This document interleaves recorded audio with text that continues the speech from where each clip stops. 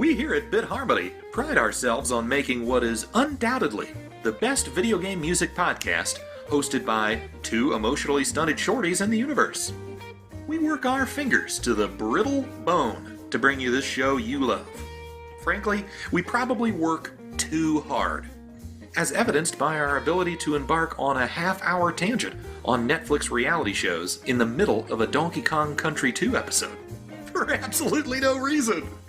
That's just how much we care about consistency, vision, synergy, and, market surplus. With that in mind, we also know how to play, and have decided to absolutely coast by this summer.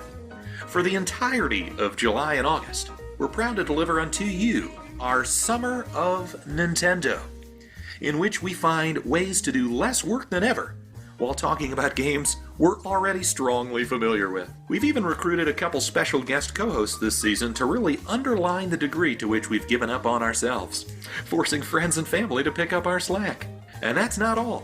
Each episode of Bit Harmony this summer will also be paired with a mini-episode, exclusively to people who support us on Patreon at the $5 or higher tier. That's right, not only are we lazy, we demand to be paid and bottled.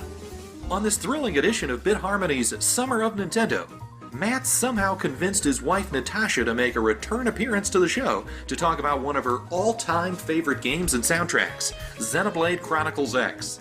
And no, there will still never be a Xenoblade Chronicles 3 episode. Thank you, Boogs, for the introduction as always. Yes, as stated in that intro and in the previous episode, if you are a enjoyer of every Bit Harmony episode, Seth is gone. He's not here to help you anymore. It is me, and I forced my wife Natascha to come on.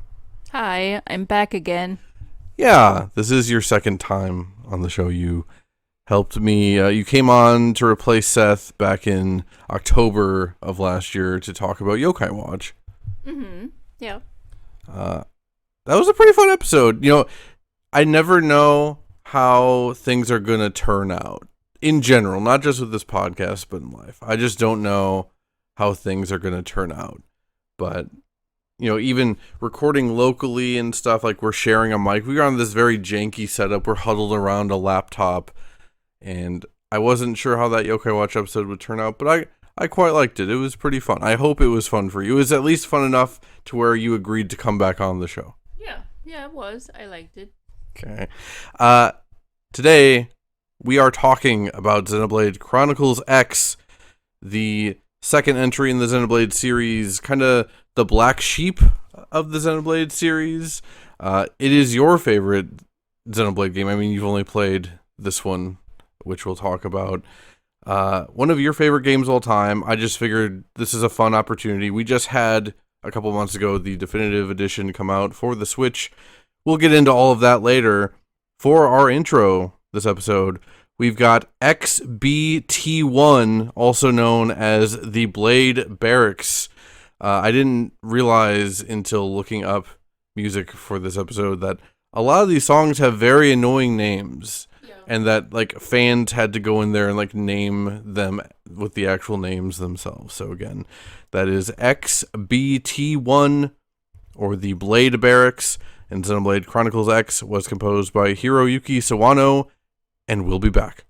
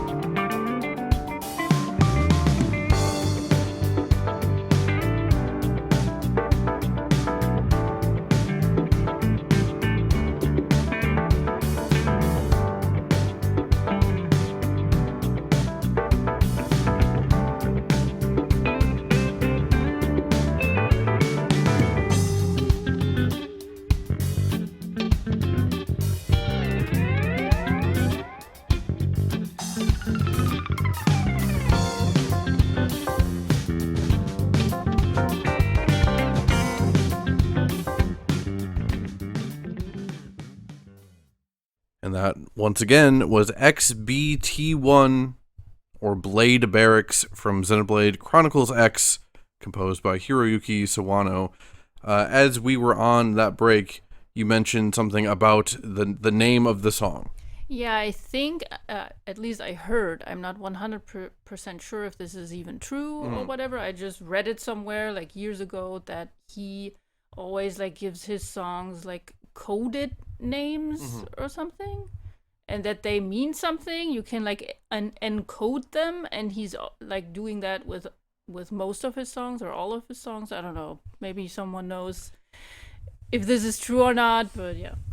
That's why they have these weird names. That lines up with when I was researching him a little bit for this episode. I didn't get too deep into it because he's mostly done anime, and I didn't feel like doing a deep dive into a bunch of anime I've never heard of. But all of, like, his, like, solo albums and stuff, they all have names like that, with songs titled like that. Again, I don't mind, but it does make looking this stuff up a little bit harder. And a big we'll talk about this later in the episode. I kind of have a whole section dedicated to this. People were not happy with this soundtrack when it first came out for, I think, a few reasons. And I think because people were already mad and they were looking for more reasons to be mad, and then they're like, he's so up his own ass with, like, the titles and stuff. And from what I've seen, he seems like a pretty normal dude in, like, interviews I've seen with him and stuff. Like, I've seen people ask him about the process of making the soundtrack, and he's basically just like, yeah, they told me I could do whatever I want, so this is what I did. Like, and people were mad about how many vocal tracks were in the game, and he was just like, yeah, well, when I make an anime soundtrack, it's smaller than this, and I would have, like, 3 vocal tracks, so this is about 3 times the size, so there's about 3 times more vocal tracks. Anyway, we will get into that all a little bit more, but what were your thoughts then on the Blade Barracks? I'm not going to keep calling it the other name. I mean, in my opinion, you already heard, like, one of the best songs of the whole soundtrack. But, like, all of the songs are amazing, so I don't know what that even means. But yeah, the song, is definitely one of my favorites. I think it's so cool that like, it fits so well to the barracks. Like, it's your little hideout where you are feeling safe, where you are winding down, talking to your party members and your friends, and you cook. I think it's perfect. And like I just said, when we were listening to it, it just sounds like a 70s or 80s, like, kind of radio tune that would play while you're on the highway or something. Like, I love it. Yeah, my main note is that, especially when 117 hits, it feels like you're on, like, a road trip in the 70s, like going through, like, Arizona or something, you know. It even, you know, we talk about Mario Kart World on every episode of the show now at this point, but it has, like, a Mario Kart World feel to it at times because that game is also going for that road trip vibe. I think it's interesting because, again, this is an RPG. We'll get into all this later, but this is a very non-traditional RPG soundtrack. And part of that is because it's a sci-fi setting. We don't get that many sci-fi JRPGs anymore. They used to be more common back in, like, the 90s with Phantasy Star and stuff like that. I'm not super familiar with Phantasy Star, but I think before Phantasy Star Online, the soundtracks were kind of more traditional, what you would expect out of just normal JRPGs. They get a little more interesting with the online games, but the setting contributes to this sounding so different, but also, the composer himself, who, again, we'll save it a little bit, but I really love this song. I love this vibe. I've only played, like, 10 hours of the Wii U version of Xenoblade Chronicles X. I'm waiting for a Switch 2 patch for the Switch version, but I have seen you play, like, 140 something hours of this, and this song is playing pretty frequently, and I literally never get sick of it.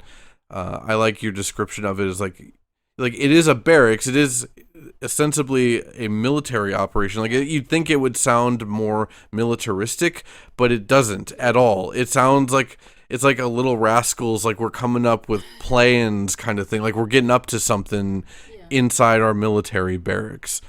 It's just such a cool song. I had you curate the entire playlist for this episode, but this was my one, like, we have to have, I mean, obviously you would have picked it anyway, but we had to have this, and I love it so much that I just felt like we had to have it as the intro. And I think it just does such a good job of, we will get into more traditional-ish sounding JRPG songs with some of the area music, but I just really wanted to hit you hard with that opening song. Get you into the mood. Yeah, get you into like this kind of offbeat, like super anime inspired slice of life, horrific existentialism sci-fi video game. So that said, we're going to general housekeeping on this episode is going to be a little bit different because Seth isn't here. We normally have sections where we talk about our thoughts on the previous episode and like what we think about it afterwards. No real point to do that in this episode. I will say, let me back up for a second. I'm going to remind everyone that we are in the middle of the Summer of Nintendo, our Bit Harmony summer event where we're covering nothing but Nintendo related games. So most of it is Nintendo first party stuff, but we do have some third party Nintendo centric games in this lineup. We already had WarioWare and a mini episode exclusively for patrons on Wario Land 4. This episode obviously is Xenoblade Chronicles X. And then we're going to have a mini episode on Elebits. Again, mini episodes are patron exclusive, but that will just be me and Seth like normal. The next full episode of Bit Harmony on August 10th is going to be on Billy Hatcher and the Giant Egg. And that one is going to be with Seth and his buddy JB. I've never played Billy Hatcher and the Giant Egg. Have you ever played Billy Hatcher? No. Do you know what Billy Hatcher is?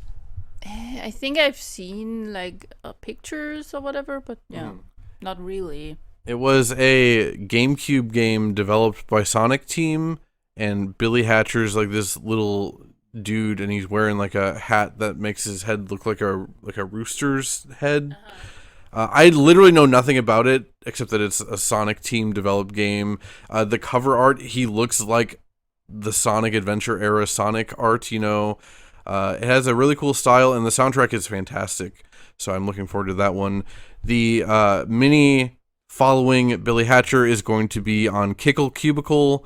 That is one of Seth's favorite NES games of all time, and also one of your favorite NES games of all time. Yeah, I have like very distant, blurred memories of it. But yeah, I definitely remember liking it a lot. I was playing it a lot.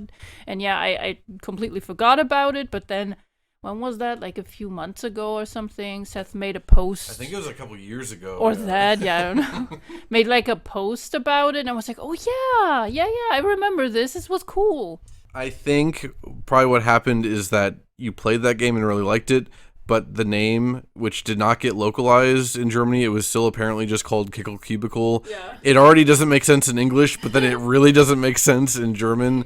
And I'm guessing that name was just so nonsense that it didn't stick in your brain, which makes sense. But I know nothing about that game either. Looking forward to that one. And then we are most likely going to be closing out the Summer of Nintendo on August 24th with the Donkey Kong Bonanza episode, where your normal Bit Harmony crew is back together, me and Seth coming together to talk about Donkey Kong Bonanza.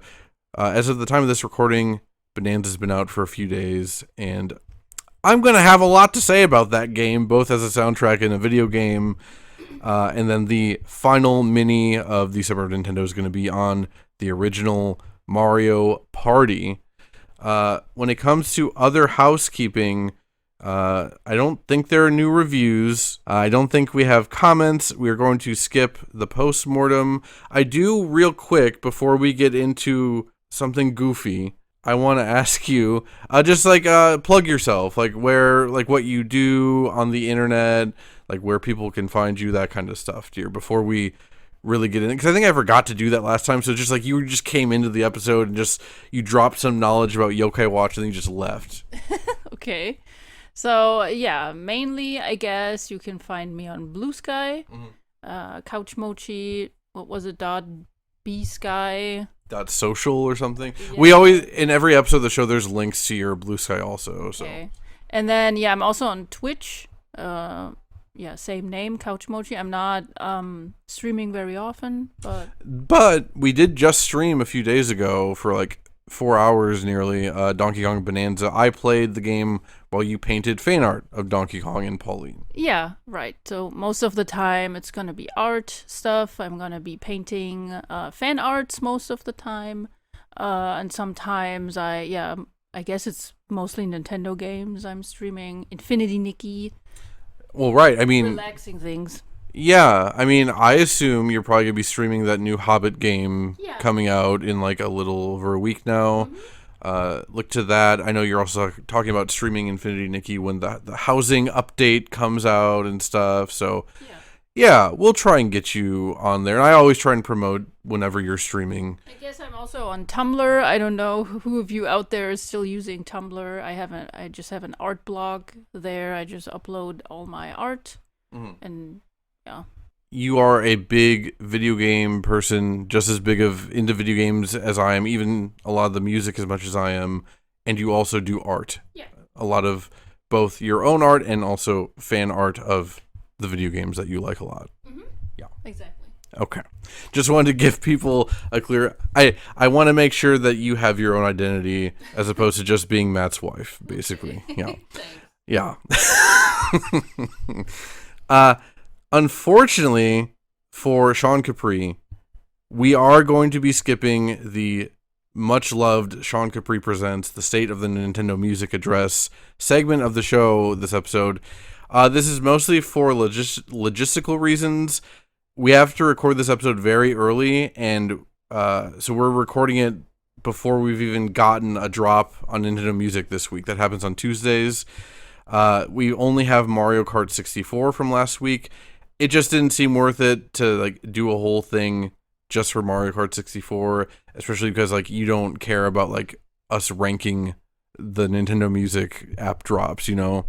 Yeah.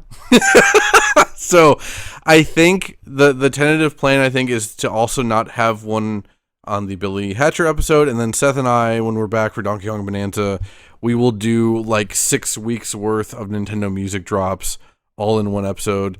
That episode is probably going to be like 8 hours long, so everyone just be aware of that. However, we are introing this episode, and this is a surprise for you. I've not told you about this at all, dear. We are introing a new segment for the show. It's probably only the last 2 episodes, but I don't know what to call it, but we have our voicemail system set up, right? But also people can text the voicemail system, and when they do that, I copy and paste the text into an AI voice thingy and have them read it off. So I'm going to hand you one of my earphones here, and I'm going to want you to listen to this, and this will be the intro to the segment. What would King Dedede order at Chili's? Where would King Dedede order chips? No. What would King Dedede order at Chili's? Oh. The restaurant Chili's, which you have never been to a Chili's. They don't have them in Germany, I assume. It would be weird. I've never seen a Chili's over here. I think the only familiarity you have with Chili's is through The Office, because they go to Chili's in multiple episodes of The Office.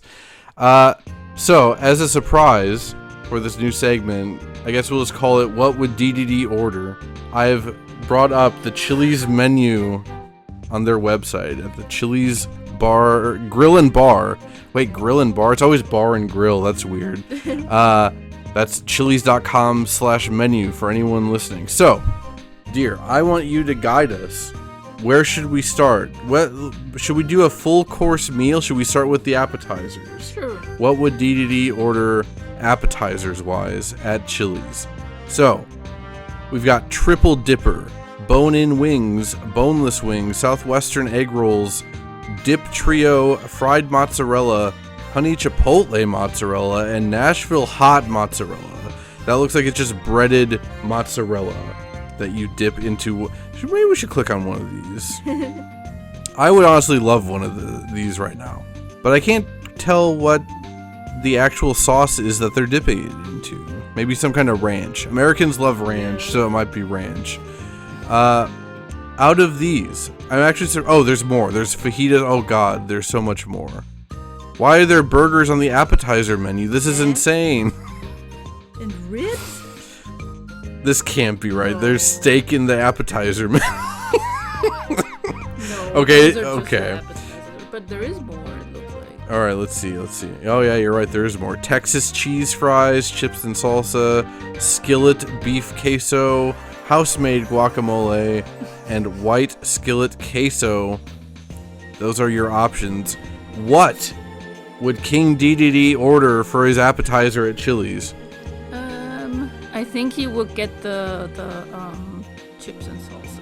He would just get the chips and Yeah. salsa. Mm-hmm. See, I'm also approaching this from the fact of, like, I can't ignore my wants and needs. And if I'm honest, I think either the honey chipotle mozzarella or the Nashville hot mozzarella sounds fantastic. But yeah, would Dedede order that? I think he's a chips and salsa guy. Okay, you think he's a chips and salsa guy. So we'll go with that. I hope we remember that. Where do we want to go for, like, the main course? We've got fajitas, Big Mouth burgers. That sounds more like Kirby. Yeah, that's true. Chicken crisper combos, rib steaks, chicken and seafood, guiltless grill, bowls and quesadilla, sandwiches. Oh God, this menu's huge. 3 for me. Lunch favorites, salads and soups. I feel like we have to look at guiltless grill. I just want to know what that is, if I'm being honest. Deliciously satisfying with a better for you twist. So it's like a bunch of, like, grilled, like, there's salads and, okay, I don't think Dedede's ordering off the guiltless grill. I don't think Dedede experiences guilt, is my guess. My first thought would be steaks. Steaks? Let's take a look. I mean, yeah, okay, so we got surf and turf ribeye, surf and turf sirloin, classic ribeye, classic sirloin 6 ounce, guiltless sirloin 10 ounce, and guiltless sirloin 6 ounce. What are you thinking with this? The classic sirloin? The classic sirloin 10 ounce or 6 ounce? I feel like 10 ounce. He's a big guy, though. Yeah, that's what I'm saying. Yeah, the bigger one, 10 ounce. I just want to see if you can choose the sides. No, we're not gonna. I think RIP is blocking us from starting an order. So we're just gonna, on this picture of the classic sirloin, there's also broccoli and some mashed potatoes, some chives and bacon and gravy on top. I can just picture him with his big belly sitting down. He has like a napkin around his neck, and he has like a fork and a knife in both of his hands. And the Waddle Dees are bringing it out for him. What else would he do? He would want a side. He has to be an appetizer, entree, and a side guy. Maybe I'll look at bowls and quesadillas real quick. I'll be honest, I think the Chili's menu isn't as stupid as I thought it would be. This is all pretty normal stuff. We got chicken bacon ranch quesadillas, brisket quesadillas, and chipotle fresh mex bowl. I'll be honest, I've never had a brisket quesadilla, but I would absolutely eat a brisket quesadilla. I also just realized the calorie count on chicken bacon ranch quesadilla is 1,700 calories. Isn't like 2,000 calories what you're supposed to eat a day or something? You cannot eat it. Maybe we should set like ground rules for this. Can you imagine if you're the type of person that you're health conscious, but you're going to Chili's and you're like, I'm not going to eat all day because I'm saving up for that chicken bacon ranch quesadilla, 1,700 calories. Let's look at sides and sauces real quick. Okay, we can't really look into them unless we start an order, so I guess we can't do that. Let's look at alcohol. Berry Dragon Marg? What is a marg? Margarita. Oh, okay. Yeah, I think that's Tito's watermelon spritz. I want that. Wow, a Henny Marg? Okay, I'm going to say this. I'm going to say King Dedede would get the Henny Margarita. That's Hennessy. He just seems like he's a Henny kind of guy. Henny and ginger ale. It never fails. Were there any desserts? There is a dessert. So let's look. Okay, this is also pretty boring. We've got peanut butter pie made with Reese's skillet, chocolate chip cookie, and molten chocolate cake. Yeah, you would get the chocolate cake. I think that's what you would get, and you are projecting that. But I think out of these three, that also would fit to him the most. Especially also how it looks. It even almost looks like it could be in a Kirby level. yeah, that's true. Also, in Kirby Superstar in Dreamland, I think King Dedede's castle is like on top of like a mountain. It's kind of perched precariously. You can almost view the, in Kirby in the Forgotten Land, how they make a cake that looks like Car Kirby. You could see a world in which Chili's should partner with Kirby and make a King Dedede, Mount Dedede molten chocolate cake menu item. So what we had chips and salsa, the classic sirloin. We decided that King Dedede was too health conscious to order a quesadilla. Maybe for the minions, maybe they split a quesadilla, the Waddle Dees that came with them. And for dessert, a molten chocolate cake. Oh, right. And then also the Henny. What was it? Henny Marg? Yeah. I think that's what Dedede would order. This is going to be a slightly recurring segment because since Seth wasn't on for this one and I wanted him to answer it, they are also going to answer it on the Billy Hatcher episode. So if you, dear listener, are excited, or if you have conflicting opinions on what King Dedede would order at a Chili's, let us know, I guess? Or don't, it's fine. But we will be doing that segment again. With that said, let's go on our next break for more Xenoblade music. We've got Oblivia, the Barren Wastes Night version, and Black Tar, the Battle on Foot version. And we'll be back.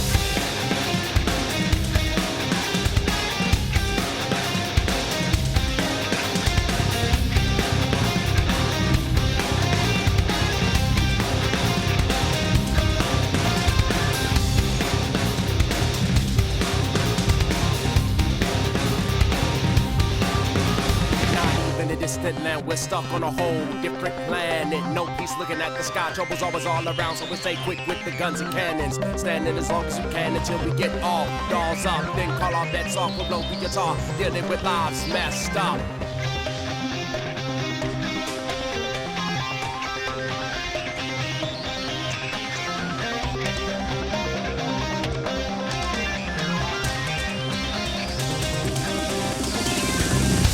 Dark matter, every minute matters. Live a while, other lives shatter. See it go scatter as they pour out. We can handle them. It's a car taking over the cave, unexpected, hard to accept it. Getting marked for death, seeing friends snatched and darkly possessed. The tar inside, still in the body and breath. So only a shell is left. Witness the hell in the flesh, a fight to the death. Screaming, where's the relief? Maybe no more sleep. All swallowed in grief. Images start to stalk my release. I hear voices, but no one talking to me. It's like I'm washing away my peaceful days anyway. Anyhow, on the sea left of the sea. If you were losing your way, you need some protection.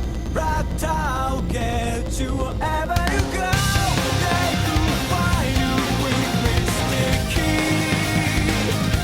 Wherever you try to feel it, you just can't be there.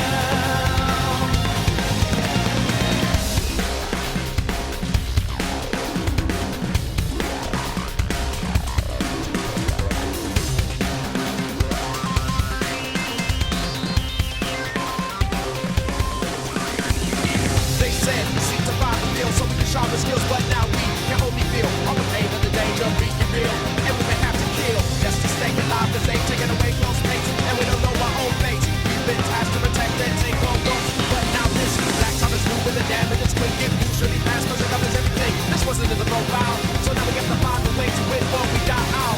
Living life on the run with a hand on the gun. Where's the exit? We can't go back where we came from. We can't go back where we came from. That was Oblivia, the Barren Wastes, Night, and Black Tar, the on foot version, which that'll become more clear later when we talk about it. Tell me about Oblivia. Tell me what this is. Again, I had you curate this episode, the music tracks, and this was one of the ones that you really wanted on there. Tell me about it. Yeah, what is there to really say about it? I mean, it's just a very nice, moody song. I feel like, and yeah, Oblivia is like more like a desert area, I would say, or like canyony, and it has these giant ring constructions. And yeah, especially the night version. I mean, yeah, you just heard it. Is like very like the vibes are just very good. Like I like how again, it sounds like a 70s kind of, or it starts out like very slow, like a 70s song. And then the melody starts way later, and I don't know, I just think it's a very harmonic, melodic, nice little song.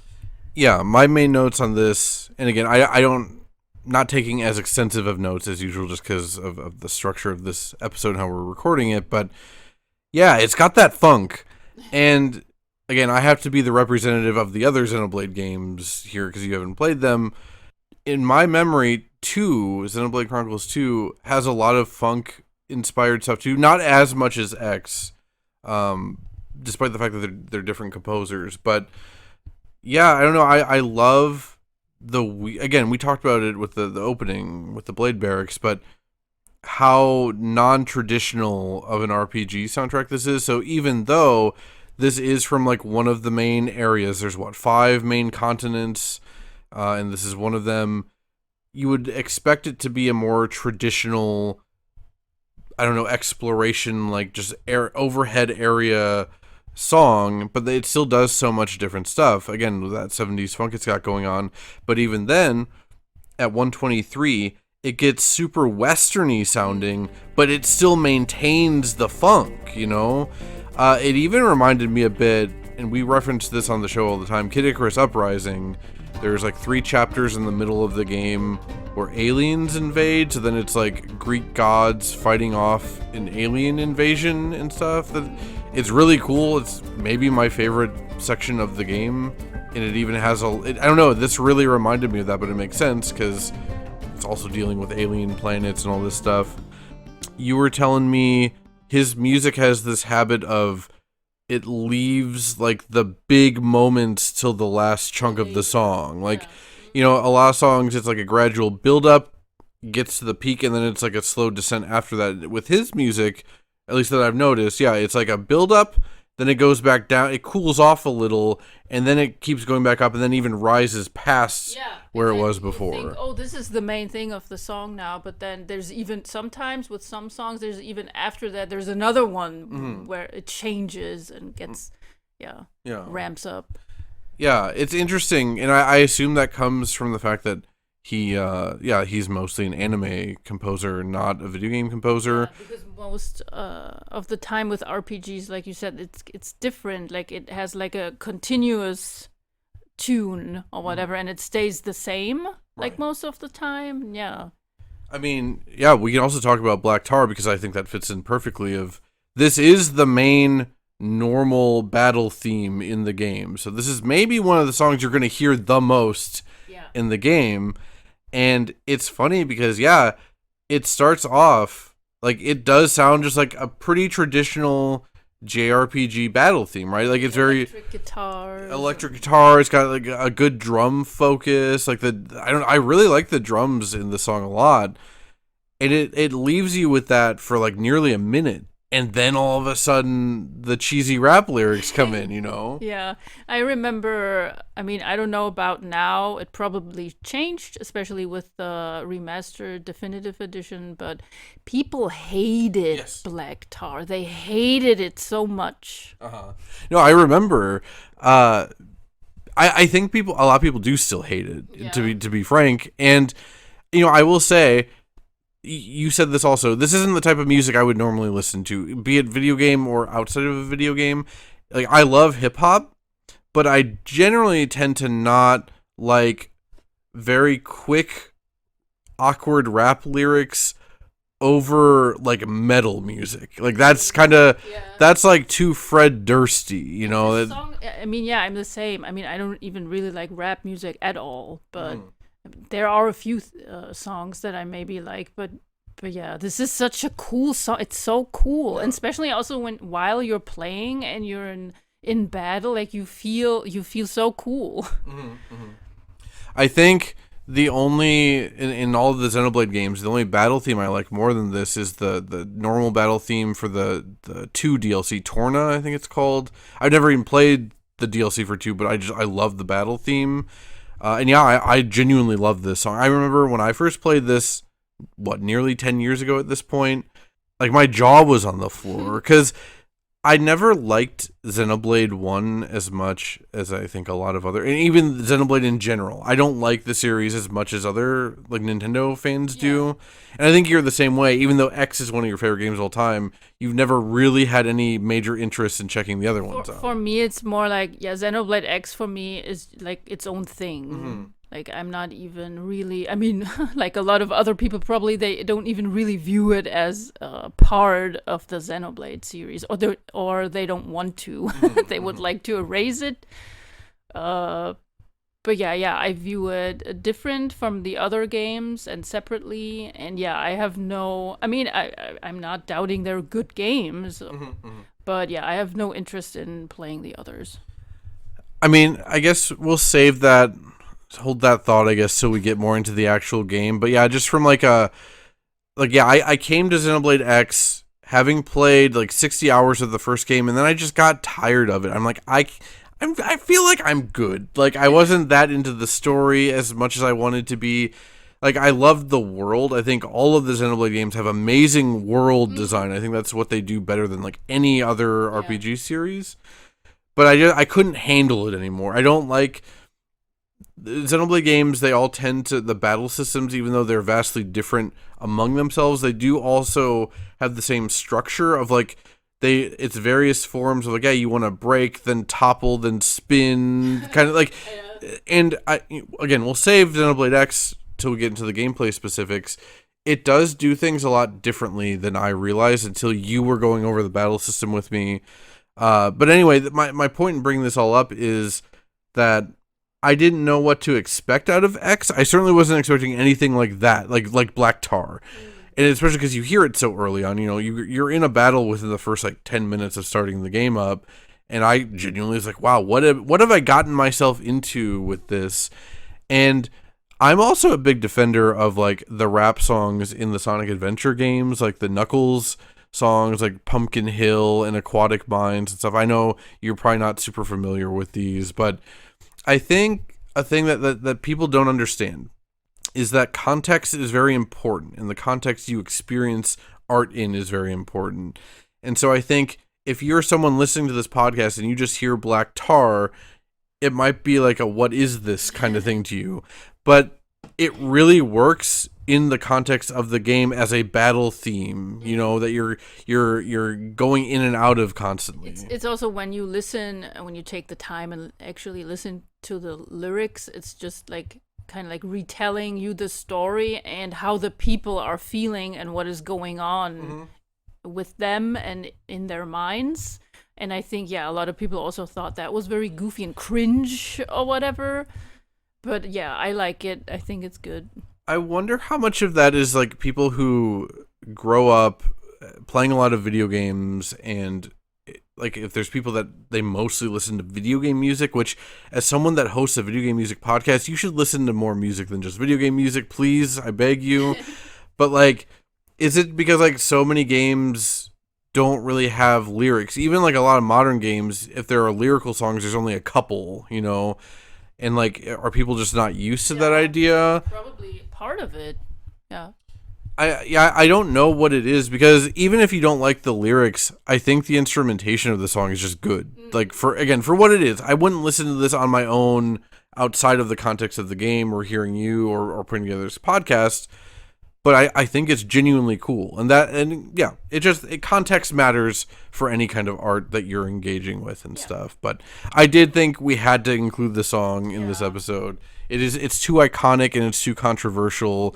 Yeah. It's funny saying the word controversial about it is. I think people still don't like it. From even when I was looking up a video to play on YouTube on the break for us to listen to it, I saw there was a YouTube video that was musician reacts to Black Tar, and the thumbnail, that it was a lady's face, and she's she just had this look of what is this kind of thing.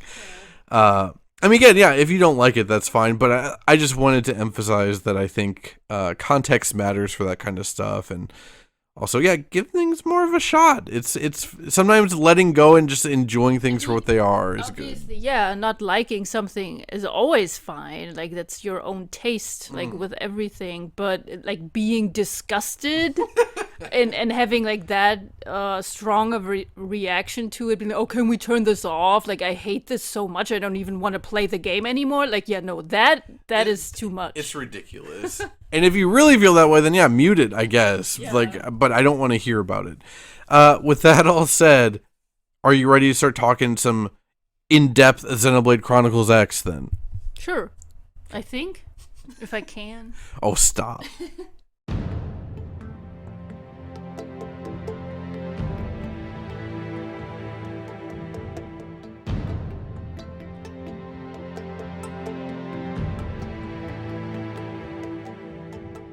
So Xenoblade Chronicles X. This was, as mentioned before, an RPG released April 2015 for the Wii U in Japan and December 2015 everywhere else.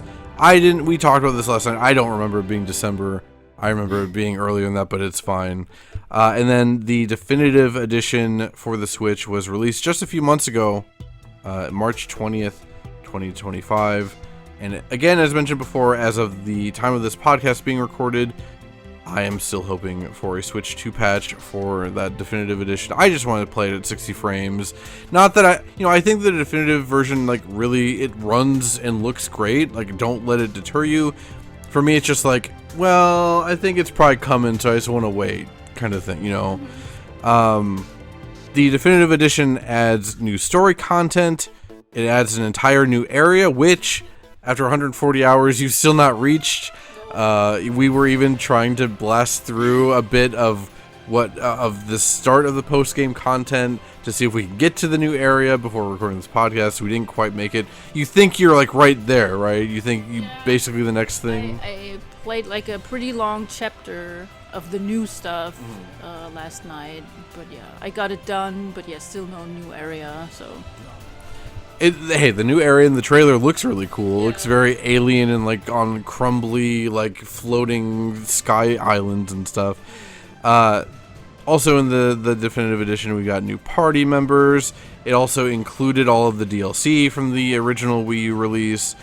And most interestingly to me, though I guess it makes sense in hindsight, they also made it much easier to get a lot of the original games, like endgame skills and stuff, like the materials you need. Which I guess makes sense because probably they want you to have that, have an easier time getting that so you can have it for the new chapter, and then there's new endgame stuff, I would assume is what it is. So tell me what you think about like the definitive edition in general, like what was the best, again, we haven't finished it yet, but like what you were most excited about going into it, and like what do you think about like the new party members and stuff like that? I mean, yeah, mostly I just was excited about it looking nicer. I mean, the game already looked amazing back then. The landscapes and the like little particle effects that they have in there, and the characters were cute. But yeah, now everything looks so much nicer and cleaner and glowed up, I guess. That's what I was excited about. And yeah, also the new characters, and they have like their new little stories around them. That's what was the most fun to me to do. Again, we'll save story talk for the next section, but the original game did end on a pretty big cliffhanger. Yeah. I know you complained about it for years about like, well, I want a sequel or some kind of update. And yeah, that's what the new story content in this is. It is a direct continuation right after the end of the first game. It was very weird that they did that, and then just nothing was coming after that. So yeah, I'm glad that they actually finally did something with it. Yeah, I always wondered why that was. Like, obviously the Wii U version of this game didn't sell that well, but that's because it was on the Wii U. Yeah, you know, like maybe they just canceled it all of a sudden. I don't know. I mean, we know that Xenoblade Chronicles X and 2 were apparently in development at like the same time, because 2 came out very early in the Switch's lifespan. So I just wonder if it was something that the director meant to get back to, but then he just decided to finish off the trilogy of the first game, then 2 and 3. Yeah. And now this definitive edition content is acting as like what the best they can do for a sequel. I'm not sure. I mean, yeah, from what I've seen of the game, like, yes, obviously it's not like a full game's worth of new stuff in Definitive Edition, but it does seem like, especially from the cutscenes I was watching you go through yesterday, it really seems like they are trying to, close off this story and, like, give you closure, is what I mean. Like, it really feels like they understand that cliffhangers are frustrating. And so it's not like they just gave you like an hour or two's worth of new stuff here. Like, no, this is like a full on like significant chunk to the game that is new. Yeah. I mean, have you liked what you've played of it so far? Yeah, especially like now, the end game stuff, or after the end, like after you finish like the base game again, and then after that is the new stuff. Yeah, it's very, very interesting. It's very cool.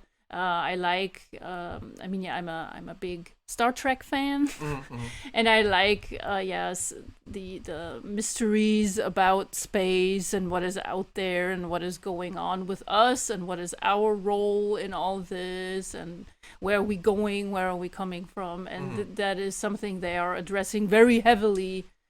Very, very heavily. Wasn't expecting it to be like that esoteric, or how you ever want to call it, or existential. Yeah. But very cool. It is cool, and obviously there are themes about like existentialism and stuff throughout all 4 of the Xenoblade games. Like, it's a huge part of the entire series.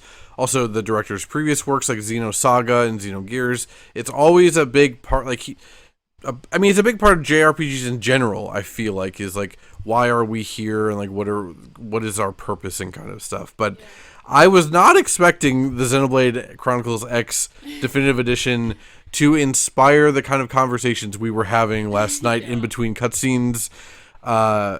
It was getting pretty heavy in our household last night, but like in a conversational, like philosophical way, and it's cool. I love when art is able to inspire those conversations to be had in the first place. I mean, you and I have known each other for like over 10 years at this point. We've been married for 4 years.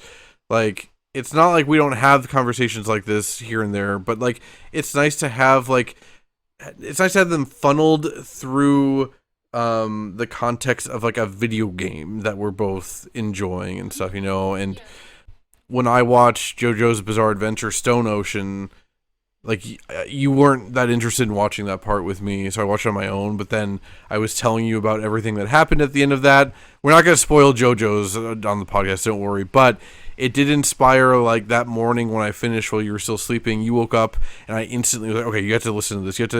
Here's what happened at the end of JoJo's, and here's what happened to the universe and time and all this stuff. And then that caused us to, like, look up Stephen Hawking's like hologram theory of the universe and stuff, and I came away from JoJo's Bizarre Adventure Part 6 Stone Ocean saying to myself, I'm pretty sure we're living in a hologram. And that's also kind of what was happening with Xenoblade Chronicles X last night. It was like, I think there is something to the collective subconscious theory of life and whatever. Yeah. And it's cool, it's fun. There's more to space than just, hey, it's infinitely expanding and it's just a black nothingness. Right. Yeah, because it also wouldn't make sense. But let's just not start. You just want to get this podcast over with. It's fine.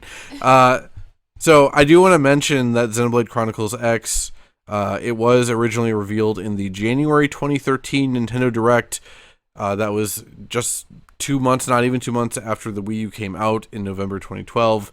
And I think at that point, Nintendo already realized the Wii U was flopping pretty hard because they revealed multiple projects in this Direct that we would not see for years and years, including Yoshi's Woolly World, like a very early look at Yoshi's Woolly World, which looked way more like Kirby's Epic Yarn. Like, Yoshi wasn't solid wool. He had like the outline look and stuff. It's a weird era of Nintendo to look back on because, like, I have a lot of fondness for it because I love the Wii U. Again, we talked about it before. You and I met on Miiverse, so inherently I'm going to have a bias towards liking the Wii U more than most people in general. Dark times, though, if you just wanted to play video games on your Nintendo console. There was not much to play on the Wii U for like all 4.5 years of its existence, and then like the scraps that came up, you slopped them down. You had to buy, because already Nintendo fans are so like, we're willing to buy first party Nintendo anything, I feel like, already, but especially in the Wii U era, we just had to take what we could get. And like, I will say that the reveal trailer for Xenoblade Chronicles X is one of my favorite video game reveal trailers of all time. Just trailers, not even reveal trailers. It's so good. It's using what would become the title screen music of Xenoblade Chronicles X, which I love that title screen music, and like the build up to the the crescendo of that song, and then it's revealing like gameplay and like fighting dinosaurs with guns on this alien planet. Like, it felt like such a big step up over the first game, which was a Wii exclusive and like relatively low budget thing at the time.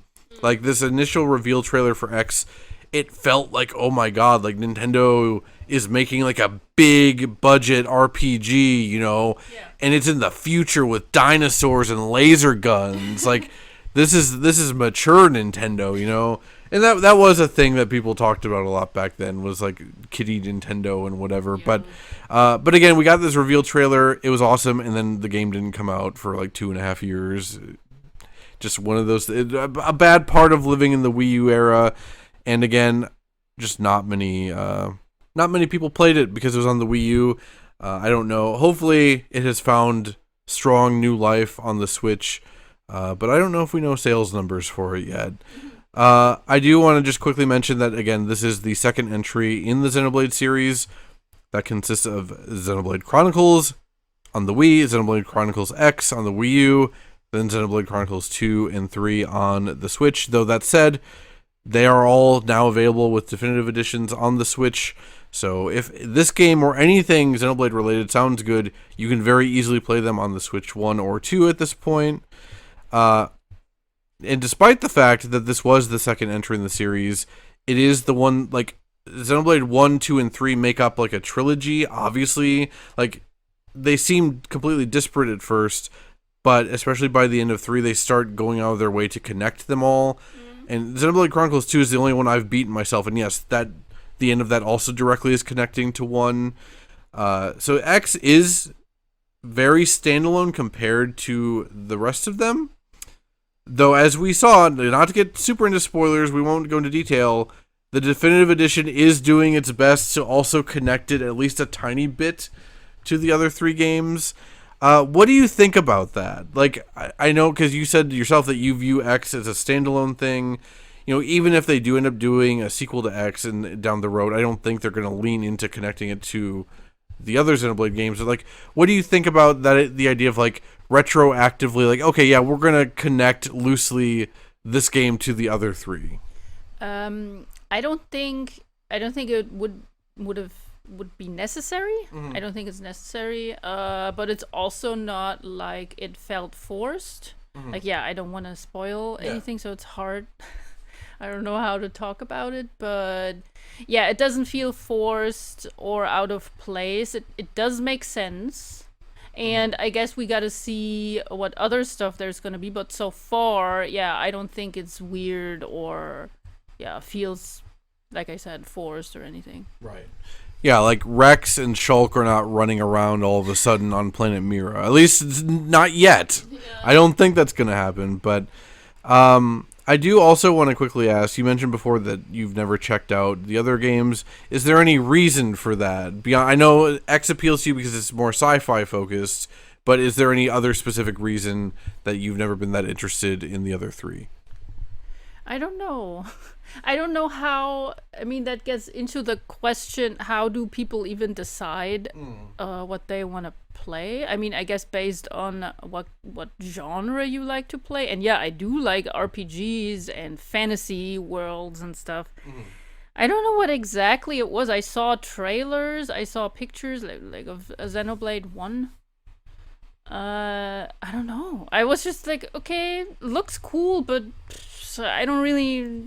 There wasn't anything. I guess to me, when I see something, there needs to be like something about it where I'm like, oh yeah, that looks, yeah, I want to get my hands on that. That's cool. And I just didn't have that with the other Xenoblade games. I don't know. And then, yeah, like you said, we saw that trailer for X, and it just immediately, like, also, yeah, the music. It just immediately something clicked and it looked amazing. And yeah, like I said, I like Star Trek a lot, and an RPG that is more like sci-fi. Although I feel like X is both, like it's fantasy and sci-fi. Well, I would also say, as someone that I played all of 2 and a decent chunk of 1 and a tiny bit of 3, they all are like that. Like they're all a mix of sci-fi and fantasy. But plus, X also has mechs. Yes. Yes. And when we saw like those mechs like flying and you can like arm them, that's the right, right? Yeah, and like to shoot like giant cannons and laser beams. Oh, and you can even have like lightsaber katanas and stuff. Like, yeah, that sold me. You know, I'm not even that big of a mech person, but yes, in the reveal trailer, like when they hop in a Skell, as we would later know them to be called, and it just starts flying, it was like, oh my god. Like, it really felt like a huge moment, because I can't think of I don't know if I can think of any other game besides like MMOs where it's just like, okay, you're on foot for like 40 hours or 50, 60 hours, and then all of a sudden you get like a mount, in this case a mech, and then all of a sudden you're just blasting off and flying wherever you want and stuff. That's a very powerful feeling to me in video games, of being like a little dude, and then all of a sudden you're in a big thing, you know? It's a little bit different, but Blaster Master on the NES. Have you ever played Blaster Master? No. Where it's a Metroidvania, and you're in a tank, but you can also get out of the tank and explore on foot, but you're very weak on foot. But you have to get out of the tank to explore caves, and then it becomes like an overhead Zelda thing when you're outside of the tank and stuff. You know, I think that game hasn't aged super well, but the core concept of I am this little dude getting into something big and blasting around, I think is so cool. But also, what I should mention, I guess, is that that is cool, and you feel like stronger and not like don't die as fast. We have like a bigger health pool and stuff. But also, it's not taking away from, like, it's not nullifying you on foot fighting at all. Like, it doesn't mean, okay, from now on I'm just gonna be in my skull and like beat everything. Right. And yeah, I like that. I like that it's not like completely replacing you, on foot or on the ground fighting. Right, because that would kind of suck if it just became the default at that point. I also just want to quickly shout out Chained Echoes, the indie RPG that's one of the best RPGs I've ever played. Also has like mech stuff that you get like a third through the game, and it also does a good job of not just replacing the default combat. Like the mechs are more situational, and like they feel like bigger event battles. What's cool about Xenoblade X that I've seen you do, like when you were doing stuff last night, like you did a fight and you got kind of blasted, like kind of destroyed, and then you're like, do they intend me to fight this with the skells? And I'm like, yeah, I think they do, dear. And you're like, I don't want to do that, though. And then you just came in slightly strategizing differently and focusing on your overdrive stuff. And then you beat it without getting into the mech. That's super sick. Like, that's what makes me want to play this game more. That and the fact that when you explained overdrive system to me for the first time, it was the first time I understood what was going on. And I think that's like a recurring theme that a lot of people bring up, is not understanding the overdrive system. I want you to talk about that in a minute, but before we do that, I just want to mention that, like, we mentioned this is an RPG series, but they're not the traditional turn-based RPG variety you might be imagining. All 4 Xenoblade games' combat systems are presented more like MMO combat, right? Yeah. Where it's not... Right, it's not turn-based, and also, like, you are still, even when you're in battle, you're still running around. Position matters. You move the characters around in real time. Also, certain skills, like, do more damage when you hit from the back or the side. Skills are also governed by cooldowns. That's also very MMO-ish. You target different things on the enemy, like arms, head, legs, tail. Right. And some bosses, like, you need to target specific spots before they're even, like, vulnerable or whatever. Yeah.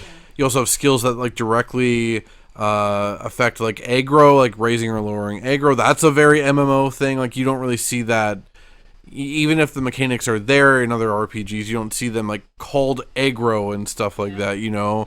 Like, all 4 of the Xenoblade games are very, very inspired by MMOs, both gameplay-wise and, like, tonally, I feel like.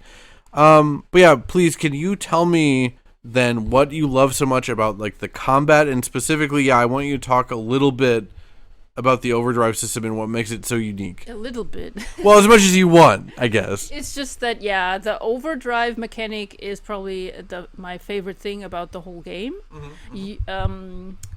For someone who doesn't know what at all that is, it's kind of like a berserk mode. That you can put your character in if you have a certain amount of SP, like SP points. Like you've built up points by doing other fights and stuff. Yeah, you actually, like, your different weapons generate different amount of SP. I think the cannons do more, like when you shoot. Oh yeah, you have like a melee weapon and you have like a ranged weapon always. And you can swap between them. And then I think at least from my build right now, the shooting one generates SP, the melee doesn't. I think that's always like that. But you want to build up your SP. The moment you get overdrive, you need that. I think it's 3,000. When you have 3,000 points, you can activate overdrive. You do way more damage. You take way less damage. The thing is that it is running off a timer. Like, you have a limited time. Right, there's a countdown the moment you activate it. To stay in overdrive, and you want to keep that counter up, and the game is not really doing a super great job of explaining how to even keep it up. I think they added something on the right side of the screen now that you can see, like, oh yeah, the arts have different colors. I should have mentioned that before. What colors do what? Like what arts and what color like keeps up the counting? So basically what you're saying is that arts are your skills. Like think of arts as skills in the game, and again, they're governed by cooldowns. They have cooldowns, yeah. And different arts are categorized by different colors, and the different colors affect your overdrive meter in different ways, right? Yes, yeah. I think green, you want green arts, that is adding to the counter. So right, giving you more time. Yeah, giving you more time to stay in overdrive. And yeah, you do want that. You do even need that. Like there's quests and enemies you literally can't defeat without overdrive and without a long overdrive. I guess you could also just, if you have a good weapon that generates a lot of SP, you could just get out of overdrive. You're being forced to because your counter runs out, and then you just immediately go back in. You could do that, but the cooler and the better thing is to get to infinite overdrive, and there's like dozens of videos on YouTube how to achieve that, how to do that. And yeah, that was the point back then when I first played it that got me like super excited, which I thought was super cool. And you feel like you're breaking the game even, but you're not. Like this is on purpose, like this is expected from you. And yeah, there's a lot of like, you can put augments into your gear, your armor, and your weapons, and there's stuff that keeps, like, you start with a higher counter, you gain more time from using arts and all that stuff. Right. Yeah. For one, while looking up YouTube comments for this episode, so many, especially for the Overdrive song, which we'll play I think in a later break, all of the comments were basically just people reciting their arts that they would have equipped and the order they would press them in to get into overdrive and stuff. It's almost like a rhythm game. Yeah. You have like it sometimes it kind of reminds me even of Guitar Hero or something. Like you have your arts and the different colors. Like when you're in overdrive, also the sides of the screen get like blurry. You can like barely even see the enemy, but you don't have to. You mainly just look at your arts down there, and then you just I don't know. You go into a frenzy almost. You just lock in, how you say nowadays, and it feels just super cool. Yeah, it's interesting because again, that's not how I was looking at the game. Like what you're saying, like when I would be in overdrive, I was still just looking at my character and stuff. But yeah, I think they intend for you. This might sound boring if you're not playing the game, but I think they intend for you to look at your arts bar and like that's where you should be focusing and just like going down like normal and selecting the arts in the right order that you want them. And there's just so many different builds you can do with that. You can freely, like if you, there's different classes, and when you master them, you can just use all the arts and you can use all the weapons, and you can just do whatever you want, and you can just experiment with, what is the best thing for me to like keep me being in overdrive and do the most damage.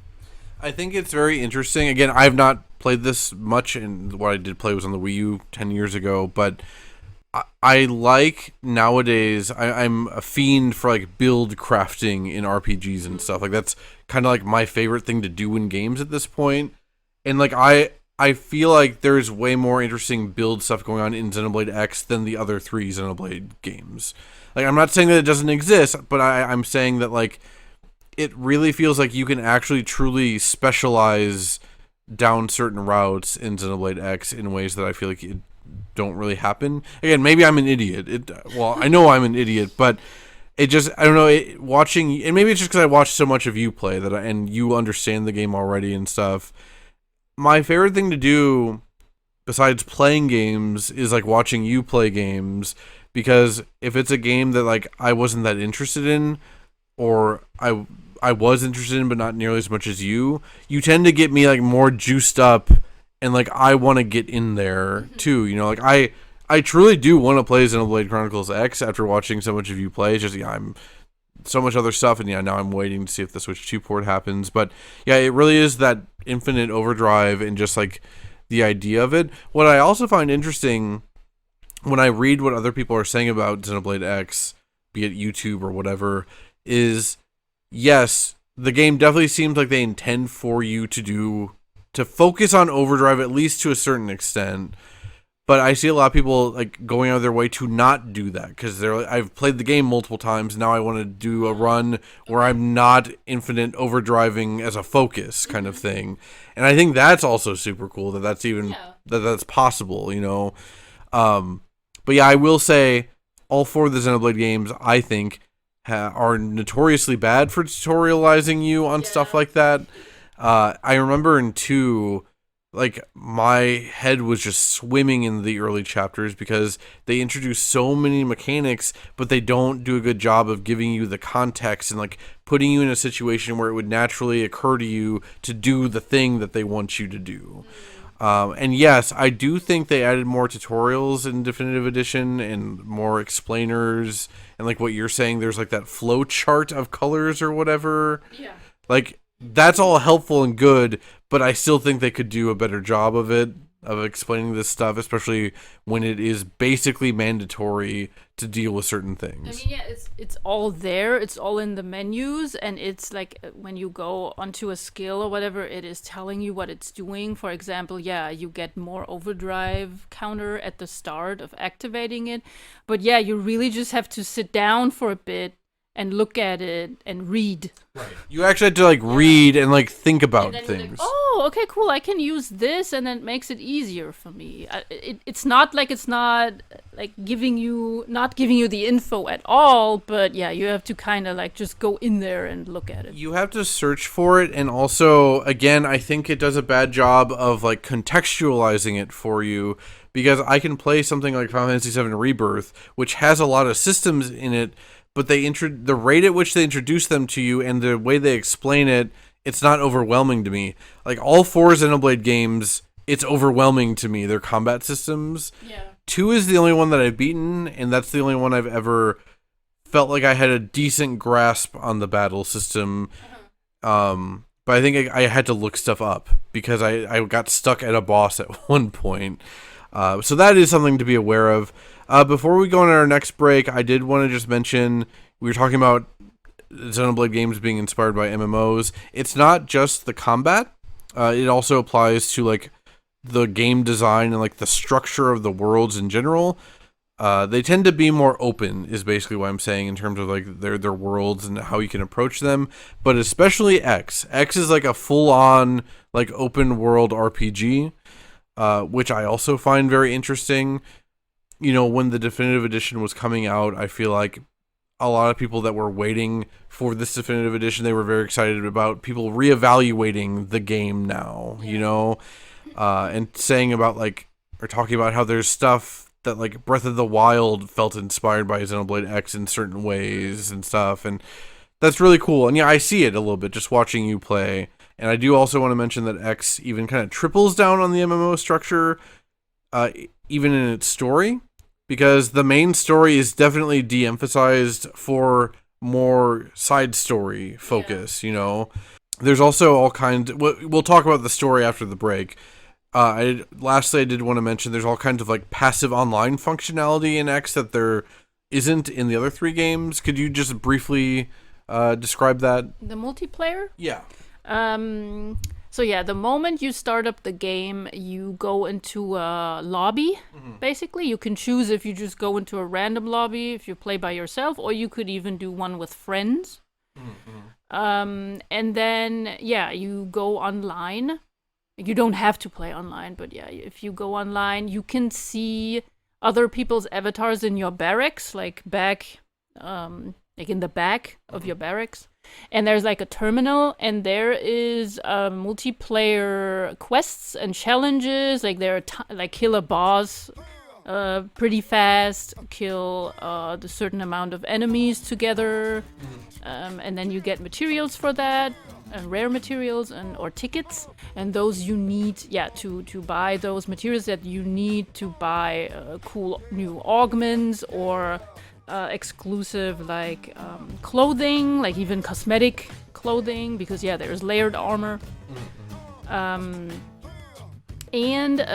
while you're running around in the open world, you can also see like there's little pop-up messages of people that are in your lobby, what they did, like a little message pops up what they just achieved, or and then also on the map there's like little symbols on some of the enemies. Those are like targets for like a collective quest, kind of like world events, basically. And you get like rewards for that. There's a meter in your menu, like on the bottom of the screen, and when you finish that, you get rewards for it. It's a cool system, and like a lot of modern games do this, like Destiny 2, that's what I mostly did in Destiny 2 is run around waiting for more world events to spawn to do them, and it's like the quests at the terminal or the missions that are they are instanced. You just go like to a different instance and do that mission together with them, and then you pop back into your game, basically. Right. And that all contributes to the fact that like you're meant to feel like you're a part of this Blade organization. We'll get into that after the break and stuff, and but you are a member of this like military force, basically, and like your squads are all helping to like tame the planet Mira and stuff like that. Let's go on a break then, and we'll come back and talk about the story and the composer. For this break, we've got Manon Ship, Sky Above NLA, and Sylvalum. Is that how Elma pronounced it? Sylvalum? Sylvalum. The White Sandscape Night. And we'll be back.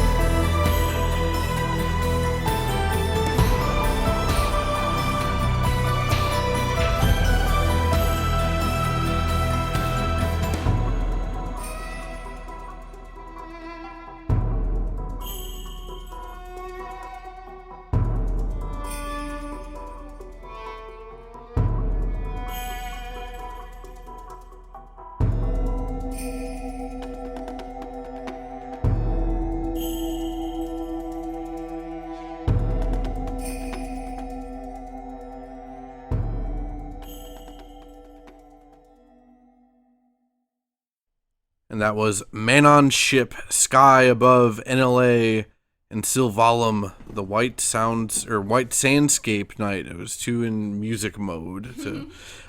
So Manon Ship, we should probably talk about the Manon at least a little bit. You know, we're going to talk about like the story and the world and stuff in this section too, but the Manon, they are this little race of alien dudes. They're kind of like, they look kind of like Jawas from Star Wars. Like they're kind of hooded. Yeah, some of them, but they have like very long, floppy ears. Yeah. And like kind of like a snout, like a little, I don't know how to explain it, but they're very cute. They're definitely they're meant to be like the cute race of this game of aliens. And also kind of like the dumb little idiots, despite the fact that they have like a spaceship and stuff. Yeah, you might think they're like, little idiots, but they're like super smart and very, very skilled engineers. Like they build like space crafts and all these kinds of things. So they're very, valuable to the people. To your character and all the people that got there. Now I lost my train of thought. You might think they're idiots, but they're good engineers. That was the last thing you were saying. Oh, and they're pacifists, basically. Right. I mean, they're not against violence. Like if they're threatened or whatever, they want to be saved. But they don't do the fighting themselves. Yeah. Mm-hmm. Also, they love pizza. That's they didn't know what that even is because pizza is something from Earth, right. So they didn't even know how to eat that. But they were like, oh yeah, this is interesting. Like I want that. But they're eating it frozen. Like they're like, oh, this is such a refreshing snack. Like we love this, and they to the point where they want to get paid with pizza. They want to make Manon currency, the economy based off of pizza. Yeah, you know it's. I feel like most RPGs have like a race of little dudes that are just dumb little idiots. Again, they are technologically super advanced and whatever, but they're just dumb little idiots. Also, they talk in voices like this, and then they end like all their sentences with like right and okay. No.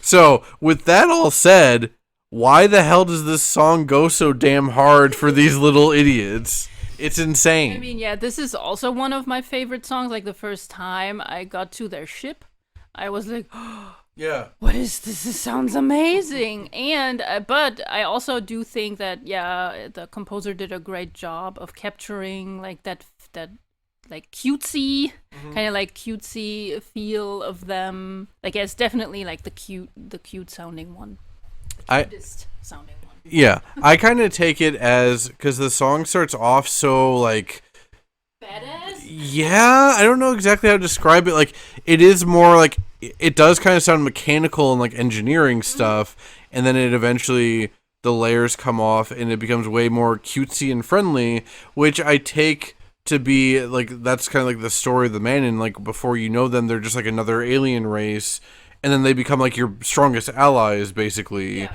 So I kind of view it as like it's character development for them as a species, with you as the Earthlings or whatever. It's also a main thing and a main theme in the whole game that some people are scared of aliens. There are straight up like super racists in this game, which makes sense. I mean, planet Earth was destroyed by aliens, so obviously now why are we letting these aliens into our society, community, and our little like secure place that we build up here? And I don't like this. And I think, but there are some very funny and very heartfelt stories with the Manon. Like there's this lady and she's very scared of the Manon for some reason, which is also funny because like we said, they're just these cute little guys, but she's like, no, this thing is gonna eat me. Like no, I'm not doing this.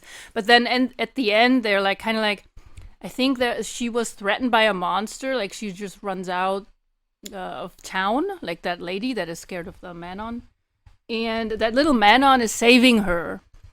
Or like not exactly saving her, but like putting herself in front of her and the monster, and then she just realizes like, no, They're just they- people. yeah, they're just people, and they just want connection, and I don't have to fear them, or at least not like every single alien, like at least like give them a chance. Yeah, I find the Manin, again, I've said this on this on this podcast many times before. When it comes to RPGs, I always am a fan of the weird little dudes. I love Mog and Moogles from Final Fantasy and stuff. I'm always just innately attracted to and interested in the weird little guys in RPGs like that. And I do think they really gave a lot of emphasis in this game towards the Manin. I feel like all of the memorable sub-stories or side quests I saw you do involve the Manin in one way or another.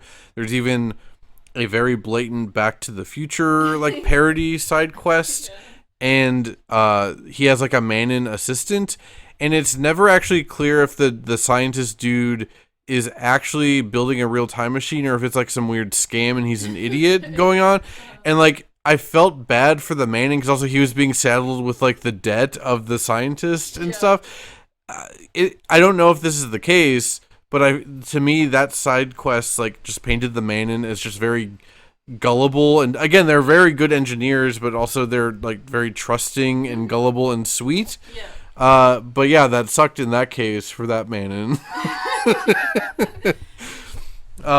When it comes to Sylvalum, you said yesterday when we were choosing songs that this is you didn't specify if this is your favorite song on the soundtrack, but you said that this is a song that transcends like video game music for you, and it's just like a fantastic song, right? Yeah, I just love that song. If that didn't have anything to do with video games or Xenoblade or whatever, I would still love it as much. I don't know. I just think it's beautiful, like how it starts so quietly and then it gets louder and more intense, and then it calms down a little again, and then it picks up again. I mean, yeah, we talked about it, how he seems to do that a lot with all his songs, which I think is a cool way to do this, or to like tell a story or whatever with music through music. And I don't know if it's my definitive like favorite of the whole soundtrack, but definitely like from all the different countries and areas, that's by far the best one. It's like to me this is the most like traditional JRPG song in the game sounding, even though again structurally it's not, but the sound of it does sound, I'm like, okay, I could see playing like a Final Fantasy game that has this music in it kind of thing. But again, structurally it does not quite fit that because of what you're talking about, like the peaks and valleys of this song and like what they're doing. I mean, yeah, like the big drop at like 107, the da-na-na-na-na, like it's like that gives me chills every time. And again, I've never even have played this area of the game myself, but like just from a pure music point of view. Also, it fits so well to the area. Like it's very like there's almost no color. It's very pale and pastel, and there's a little bit of pink and purple, but mostly it's just white and cold blue, and it's very flat. I mean, there are these like huge big orbs. I don't even know what they are. And some mountains, but most of it is just a very vast area. And I don't know, the whole place just seems very calm and peaceful. I mean, there's also like these huge monsters, but even that, like they're like very slowly like walking through a lake or whatever, sipping water. Like, it's just. And then sometimes, there's, I guess we didn't mention that. Yeah, there's weather effects. Right. That also affect you, like some of them damage you, like meteor showers, or sometimes there's spores. Like in Sylvalum's case, there's like a spore effect happening sometimes, and it makes the whole area look even more insane. And also Aurora Borealis sometimes happens, and I'm just. When I got there the first time, when I played it on the Wii U, I was, my jaw dropped. And then that music with it, like, oh. Yeah, we didn't really talk that much about like the individual areas too much. I mean, there's only so much we can talk about without this. I'm trying to have this not be a 4-hour podcast, is what I'm trying to say. There's only so much we can talk about, but they do a really good job in this game of making the different areas and biomes feel alien. Because, yeah, you are on an alien planet. You're not on Earth, you're on planet Mira. And, yeah, they're in, like, Oblivia, is it? Like, the big, weird, like, destroyed structures. And, like, it feels alien and weird and disconcerting and creepy, you know? Back on the Wii U, that wasn't mentioned what they were even are. Like, the big circle machine thingies. Like the ring, yeah. Ring structures, like, they're huge. Like, it looks pretty cool. But then there was a side quest with a new character. I guess little spoilers. It's fine. And it was explained, like she knows what they are and what they do, and they were used for terraforming, and that was very creepy for me to find that out. Like, it makes me think of Halo, not just because they're big rings, but also like that they're being used as like basically like giant construction machines, and like yeah, who was terraforming this and why, and like what were they looking for, what were they planning to do? It's creepy. It almost has like a Dark Souls kind of like, hey, we just give you this lore drop or lore hint, but you don't really know what exactly it is. That just makes it so abstract and creepy. Right. It's like it's world building that isn't really like addressed, but you can come to your own conclusions on it and stuff. Yeah. Really cool stuff. I mean, there's so many good songs on the soundtrack, but yeah, in terms of like traditional areas, like not the funky stuff, this is definitely my favorite. Sylvalum, definitely my favorite in the game. It is worth noting the day version is much less lively than the night version. It's very interesting that, and I saw people speculating that it has something to do with like, because this area is like bioluminescent, has a bunch of bioluminescent stuff, so like the area comes to life more at night. Exactly. Yeah, I also think that is the reason. Yeah, that they did it like this. Yeah, which is a super cool story detail. Like, not really story detail, but again, like world building and like small little thing that you might not even notice, especially if you're not like listening and looking carefully and stuff. For this section, this last Xenoblade oriented section of the episode, I wanted to give a brief story overview, but then like give you the floor to talk about anything else that you want. Again, we're not going to get into spoilers for the new content in Definitive Edition, and we're definitely not touching endgame of the base game either. But I would say like up through mid game, it's totally fair to talk about. The game has been out for a decade, and this remaster's been out for like 4 months now. It's fine, but I do just want to get, we talked about before the break how the main story is de-emphasized in favor of being more side story oriented, which is true, but I don't want to make it sound like this main story isn't interesting and has a cool setup either. So, I wrote this last night. You'll have to tell me if you agree or if I missed any important details or whatever. So, Earth is attacked and destroyed by aliens. Like, that's even before the game starts. Like, Earth is destroyed, right? Before it's destroyed, you find this out later, but, like, Earth was warned, like, governments and politicians were warned, and, like, they were able to build ships, and they made the White Whale. Well, there are multiple ships, right? There's 5 of them. Mm-hmm.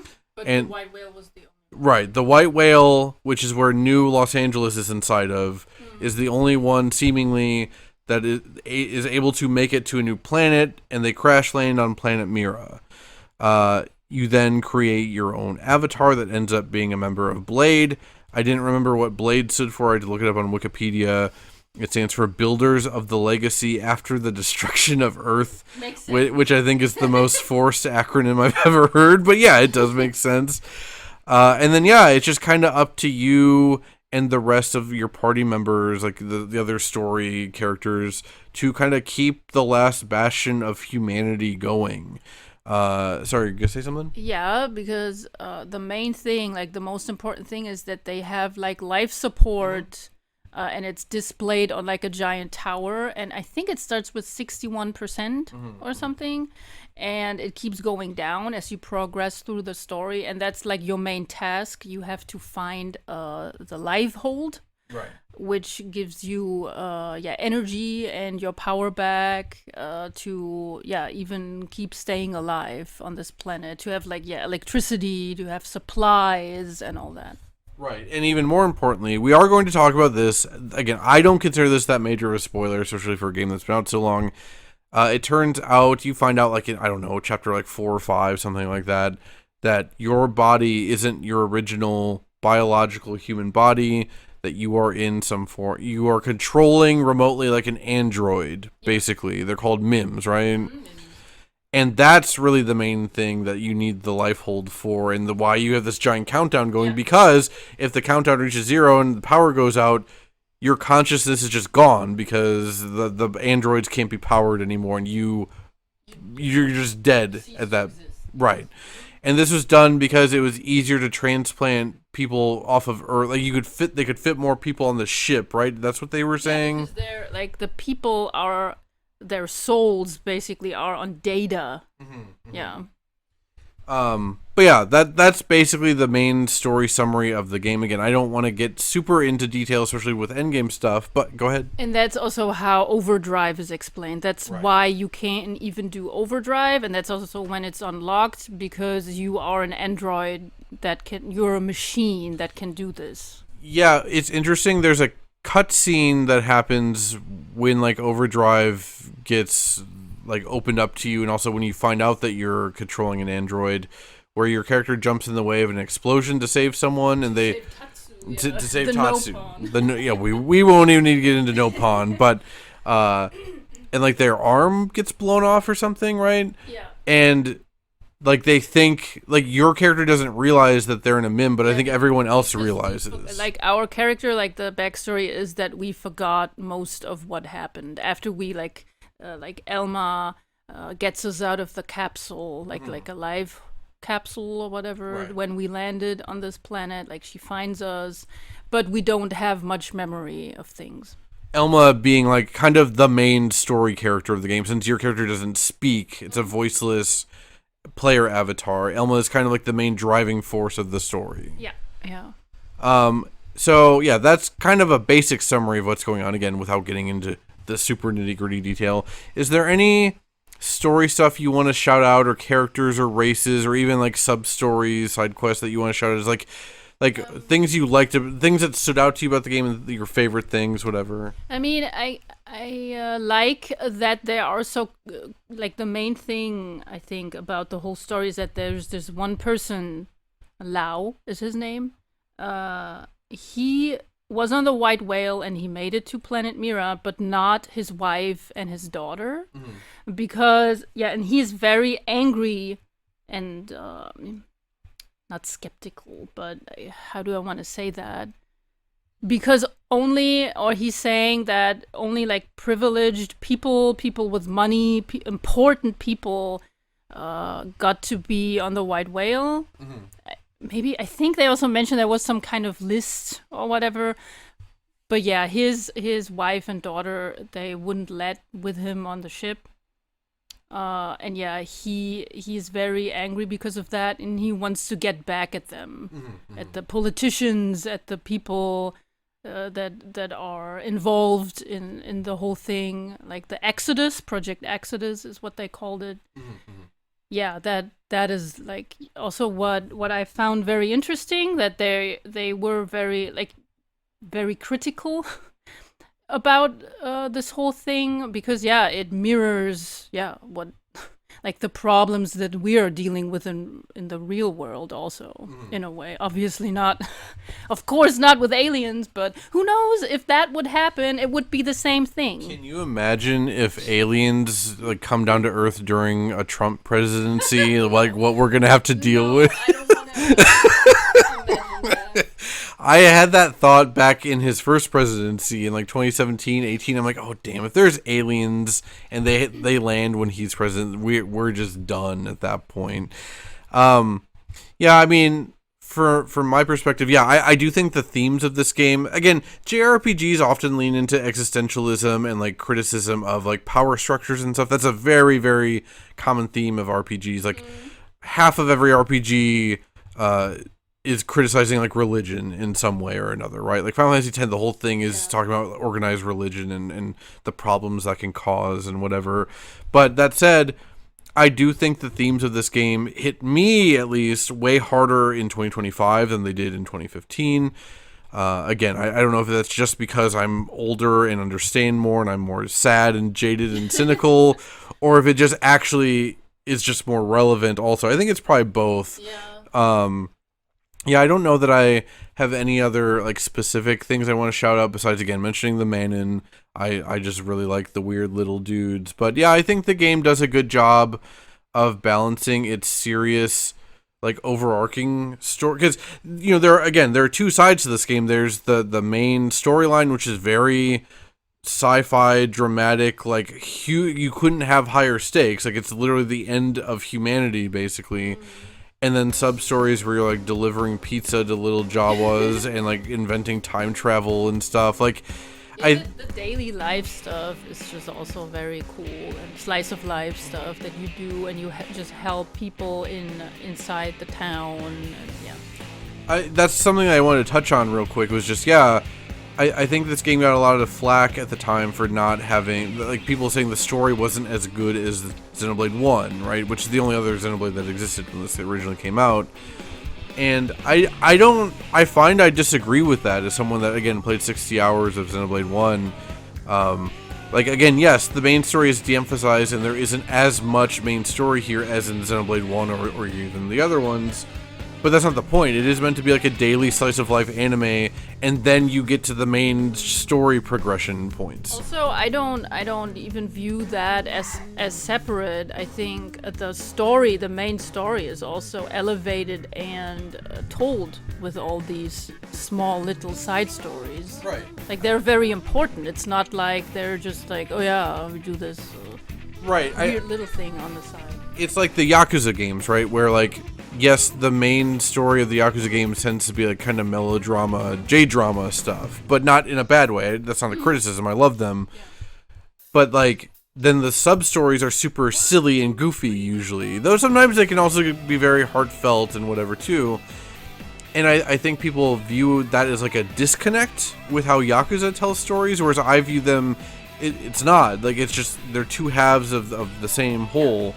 And that's how I view Xenoblade X. Like, yes, the game has like a pretty silly sense of humor about a lot of stuff, but you getting to know these silly characters just enhances your connection to them as the main story goes on and makes the stakes higher and stuff. If I would imagine just like blasting through the story, you're not relating to anything. You don't like feel for all these people that are scared on this new planet, that want your help, that want connection, that want new friendship and stuff. Like, it's very important, I think, and people should not ignore the side stories.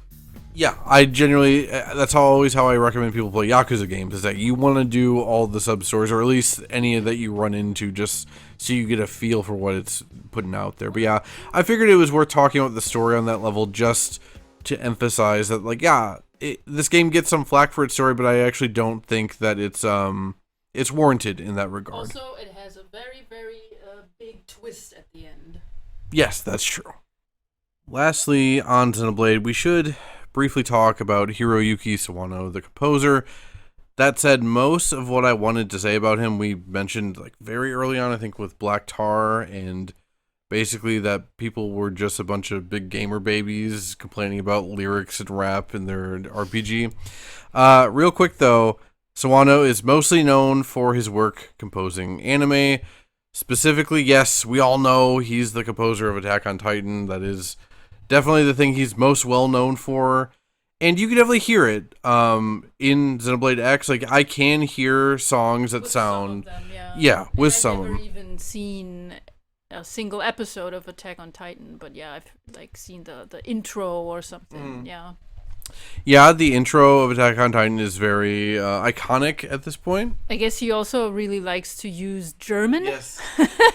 German lyrics, which, yeah, I am German, and one of my also favorite songs that we didn't have yet. It's on our next break. Yeah, I can't understand a single thing because it is a Japanese person singing, so the accent is very heavy, and it's distorted too. Like it's hard to. There are so many things that are getting in the way of being able to hear what's being said. When I first played the game, I didn't even realize it was German. Like, It to me, when I first heard it, I probably just thought it was just like made up language. Like, because when I hear it, I just hear like you hear, what is it called in English? Vowels? Mm-hmm. Yeah, you hear that, but. Right. It could have just been like operatic, just vowels. Like in Monster Hunter. Mm-hmm. But it's funny, that literally was my next note, that he appears to have a fascination with German language. Yeah, the Attack on Titan, the main theme is in German. And a lot, not a lot, but definitely a decent amount of German in the Xenoblade X soundtrack. Yeah, Wir Fliegen, which is our next break song, is the one we're referring to. You will hear it, or maybe not. Maybe you won't hear the German, because it is very hard to discern. And almost every YouTube comment on Wir Fliegen was basically talking about how I speak German, I didn't realize this was German, kind of thing.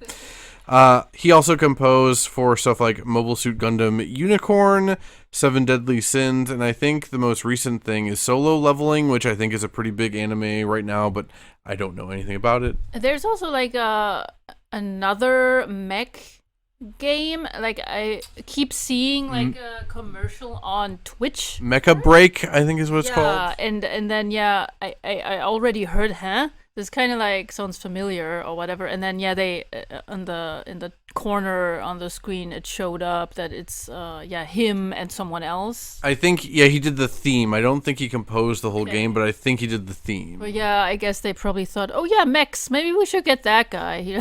I mean, he also did a Gundam show or a couple Gundam shows, so it makes sense. I guess it's because his stuff sounds so big, like his, like, if you know what I mean, like his music is so epic sounding and larger than life, so I guess that fits to like giant robots and stuff.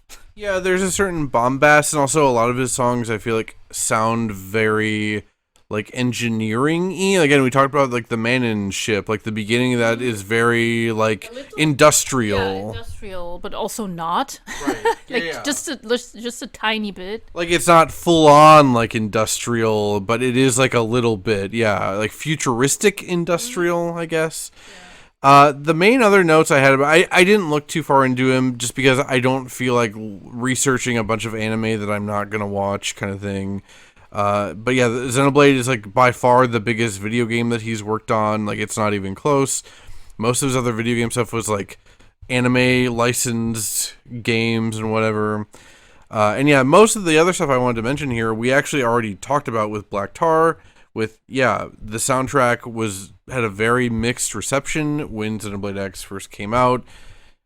Again, like, Black Tar kind of became like a meme, I remember, of like people looking for like an easy thing to make fun of. The thing is, again, I agree that like if you take things out of context, it is easy to make fun of it. Like, if you say the lyrics on their own without having played the game or knowledge of the game or hearing the actual music, it is easy to make fun of it, and it is cheesy. Like, I don't want to take away from the fact that it is, but it's meant to be, I think. Yeah, and also there's a good cheese. Yeah. Oh, there's a lot of good cheese out there. Like, it's a difference. There's a difference to make with like bad cheese and good cheese. Yeah, and of course, obviously that's subjective, and of course, but I just don't like it when people take things out of context and just decide that we're gonna make fun of this. This has become the whipping boy. Yeah.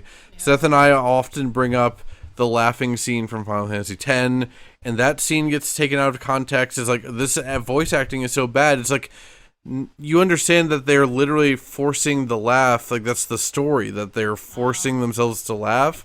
Like, it's ridiculous. I'd have to show it to you, but I hate it because I think that scene is genuinely like super sweet and heartbreaking when you understand the story going on. And they're literally putting on fake smiles for each other, kind of thing. But people just like, haha, the stupid dumb laughing scene. Yeah, okay. But yeah, we talked about it. I think in hindsight, people seem way more into the soundtrack nowadays than they were 10 years ago. I think time healed wounds, and also I think the biggest issue is that Xenoblade X was such a departure from the first game, both gameplay and music-wise, that people that just wanted more of the first game were kind of mad about it, but now they have Xenoblade 2 and 3 and DLCs for them, you know, so like I think they're fine about it now. Okay. I mean, yeah, if it wasn't clear, and yeah, the fact that I'm being on a podcast talking about this soundtrack, this is one of my favorite soundtracks. I mean, it's also one of my favorite games of all time, but yeah, I love the soundtrack. It's on par with me with, I mean, not that Secret of Mana is like also like my top 3 soundtracks, but still like there's some kind of, what word do I want to use? Mythical feel, iconic like feel about it. And the Xenoblade X soundtrack is like on the same level for me.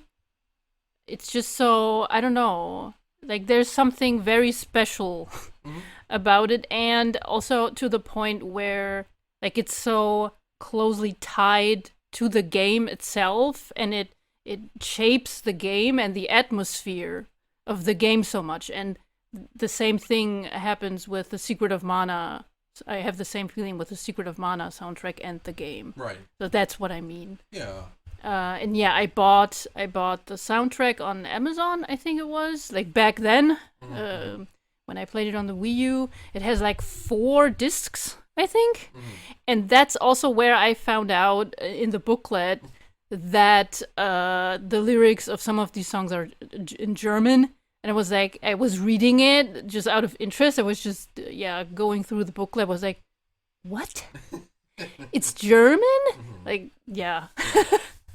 Yeah, I think a lot of people had that exact same experience. Yeah, I'm with you. Even having not played the game, there is something to the fact that I do feel like the soundtrack is more closely tied to the game itself than most games I've ever played. It's also like this, like I said, with the Secret of Mana comparison, like you immediately, this is Secret of Mana. This sounds like Secret of Mana because there's, I don't know, I can't even really explain why, but there's just something to it.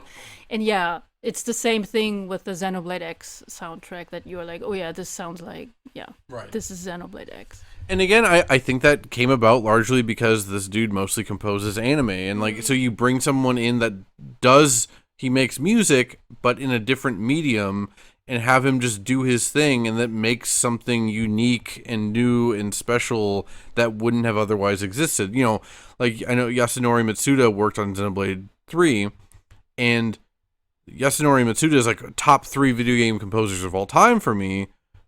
What I've heard of Xenoblade 3, I prefer the X soundtrack. I know that's probably a real controversial take, especially in the all-in community, but it's just how I feel about it, and part of it is just because this is so its own thing. Yeah, there is just something extra about this. Like, yeah, the other Xenoblade games probably also, like, yeah, their soundtracks are good. Like, they're probably also amazing. Like, they're good. It's good music, but just like with art in general, sometimes there's just stuff that have like a little extra to them, like something special. I mean, I know that's also different for everyone because people have different tastes and stuff, but yeah, that's just how it is to me.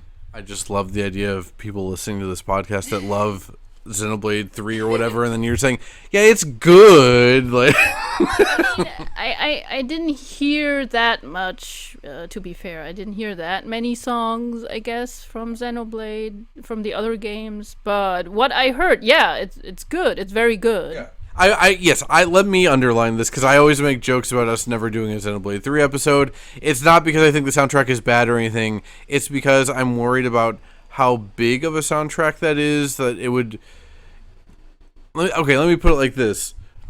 My wife loves Xenoblade X as much as like anyone has ever loved a video game. But she also is not like a podcaster. So like this is her doing me a favor coming on this podcast, so we can do this podcast and talk about the music in the game, and we can still be out of here in 3 hours. I'm saying if Seth and I sit down to do a Xenoblade Chronicles 3 episode of this podcast, that might be like a 6-hour podcast. That's my concern. Okay. So when I am making fun of Xenoblade 3 and people wanting it, I know you all want a Xenoblade 3 episode.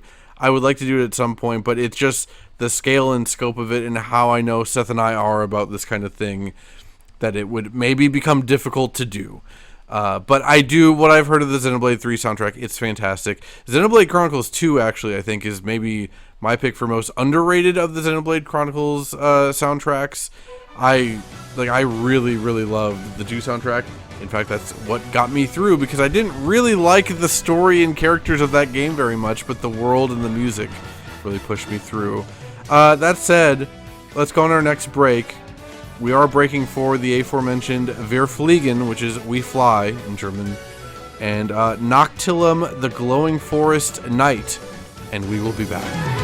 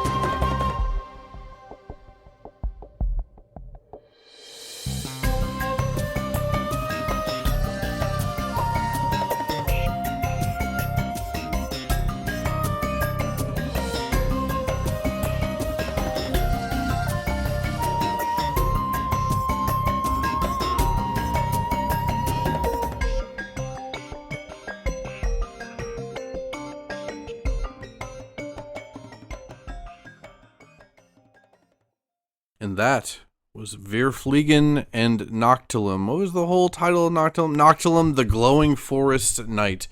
It's just a coincidence that we picked mostly the night versions of songs. It's not that I think the night versions are inherently better. Of these ones, we just ended up going mostly with the night songs. So yeah, Verfliegen, that's the one we were referencing before with like the German indecipherable lyrics that even on the break of us listening to it, I heard Verlaufen, and that was like about it. Yeah, exactly. Yeah, the main one, Tick-Tack, die Uhr tickt, which, tick-tock, the clock's ticking. That you can kind of hear, but... I don't at all. But yeah, that song starts the moment you activate Overdrive, and it's so cool. It's so damn cool. Like, I love it. We got a good YouTube comment about that coming up that I laughed at. I don't have that much to say about it, honestly. Like, this is, again, one of the songs that you're going to hear the most, at least if you're playing the game the way you should. Yeah. If you're not good at it, you won't, but... Well, okay, yeah, let me rephrase that. You're going to hear the start of the song all the time. But not to the lyrics. If you make it to the lyrics and can go, like, through the main chorus or whatever, then, yeah, you're doing a good job. It's a good measure of, like, how far into the song can you get before you run out of overdrive. But you've got to make it loop. That's the real... Yeah, that's the real test. Yeah. It's like Suika game. You got to get 2 watermelons. You got to loop through Verfliegen at least once. Like I said, I don't have too many notes. It's a cool theme. It's perfect for, like, I'm powered up and I'm going ham against the enemy kind of thing. But I don't have any other notes for it. Did you?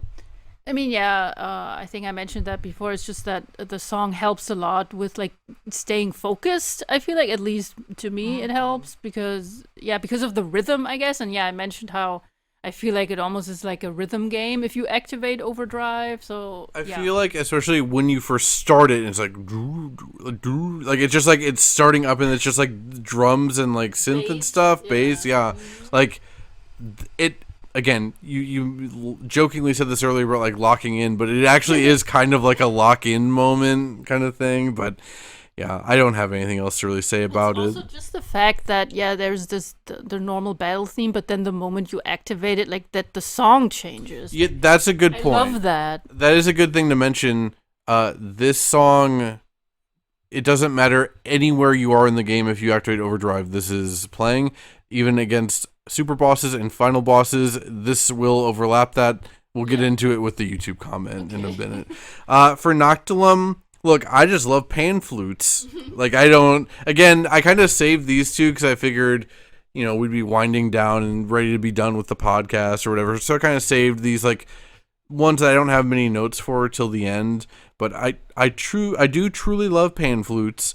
I love the chanting in the song. I love specifically at around 1:30, like the main chanting kind of goes away, but then there's like background chanting that starts up. That was my favorite part of the song.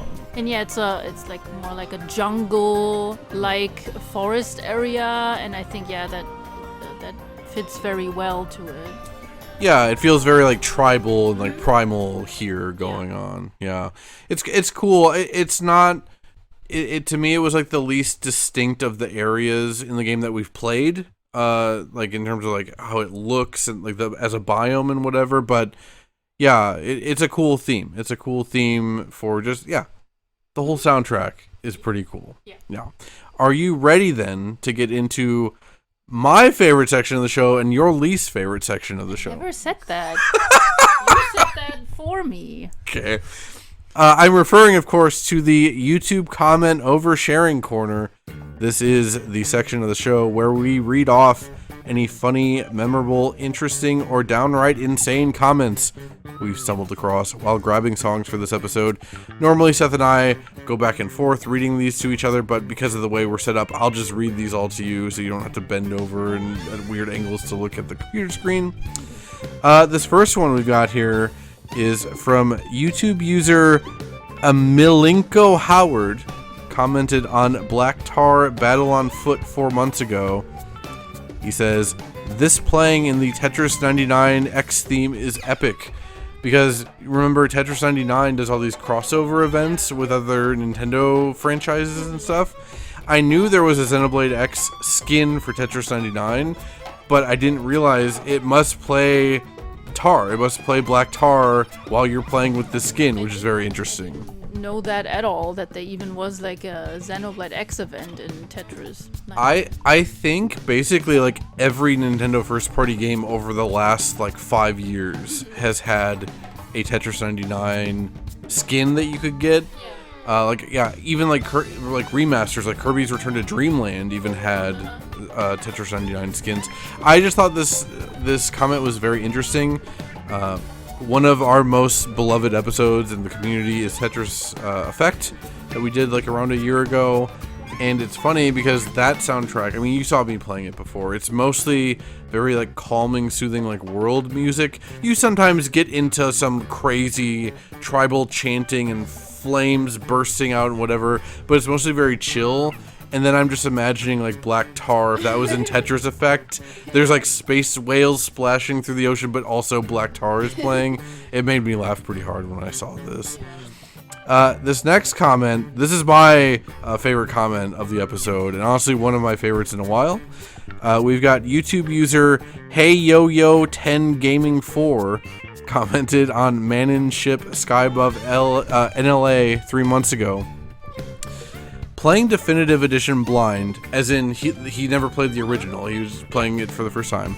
Playing Definitive Edition blind, I had a glitch where as early as Chapter 3, a Phantom Manon conversation was loaded in invisibly in the residential district park. So with no context nor knowledge that Manon existed, as I was walking by, I heard a distorted, high-pitched, enthusiastic, "Pizza time!" That's very good. Because, yeah, It's a good glitch. Yeah, that's a genuinely funny glitch. That, like, because, again, yeah, that early in the game, you've not met the Manon and heard their voices and that they love pizza. So you just are hearing a disembodied alien squealing about pizza time while you're walking around in this game. I laughed very hard at that when I read that. I was very excited to read that to you. For this next one, we got YouTube user The Dark Fable also commented on Manon Ship Sky Above NLA. This was 11 months ago. While enjoying this song, always remember, the Manon drove a woman to take her own life due to their extreme addiction to pizza, which led to her husband becoming a serial killer.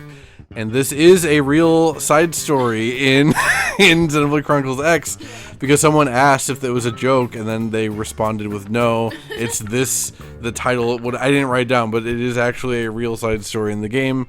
Again, I just thought it was funny to tie it all back into Manon and their love of pizza or whatever. That's a pretty extreme example. I didn't see you do the side story in the game, but apparently it is in there. Serial killer going after people because his wife died because of Manon loving pizza. For the final YouTube comment this episode, we've got YouTube user DatMouseB commented on Verfliegen 1 year ago. I finished this game this week, and I'm amazed that not even the final boss music takes priority over the Overdrive theme, LOL. But I saw this response to it, and I thought this really summed it all up, though. So we had Cabbagey Boy 9129 1 year ago responding to this comment saying, "Uncontrollable is the standard enemy boss theme. The key we've lost is the final boss's theme. Verfliegen is your boss theme." As in, like, but it does actually make so much sense, though, right? Because it's like, boss themes always overwrite what's happening before.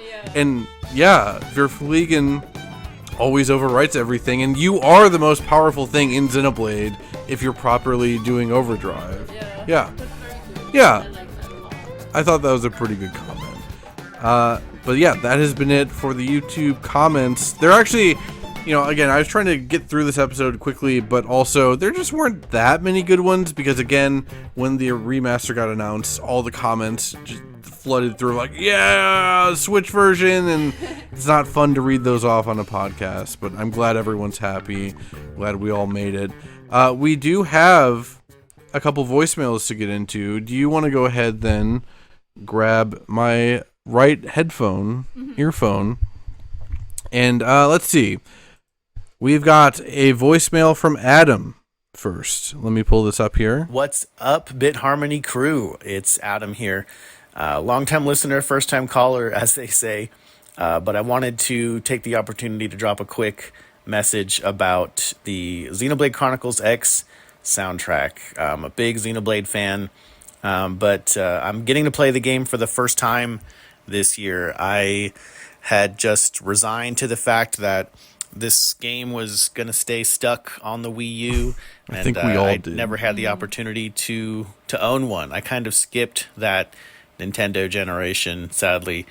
But the wizards at Monolith Soft gave us a gift, and so I've been enjoying it. I'm a good 65 hours or so in and enjoying pretty much every minute of it. The soundtrack definitely being one of the highlights. It's definitely got that Xenoblade cinematic orchestral quality to it, as it should. But they seemed to try to make it as futuristic as possible at the same time. I kind of love it for that, because they really shoot for the moon here. And sometimes to fantastic effect, sometimes, there's a little bit of cheese on this album, but or on this soundtrack, but we love it for that. I mean, who doesn't love Black Tar? It's just, it's too good. Apparently. It's just something that I find pretty endearing, actually. Some highlights on the soundtrack for me, other than the obvious, Codename Z or the main theme song there. I guess the first I want to highlight is called The Key We've Lost.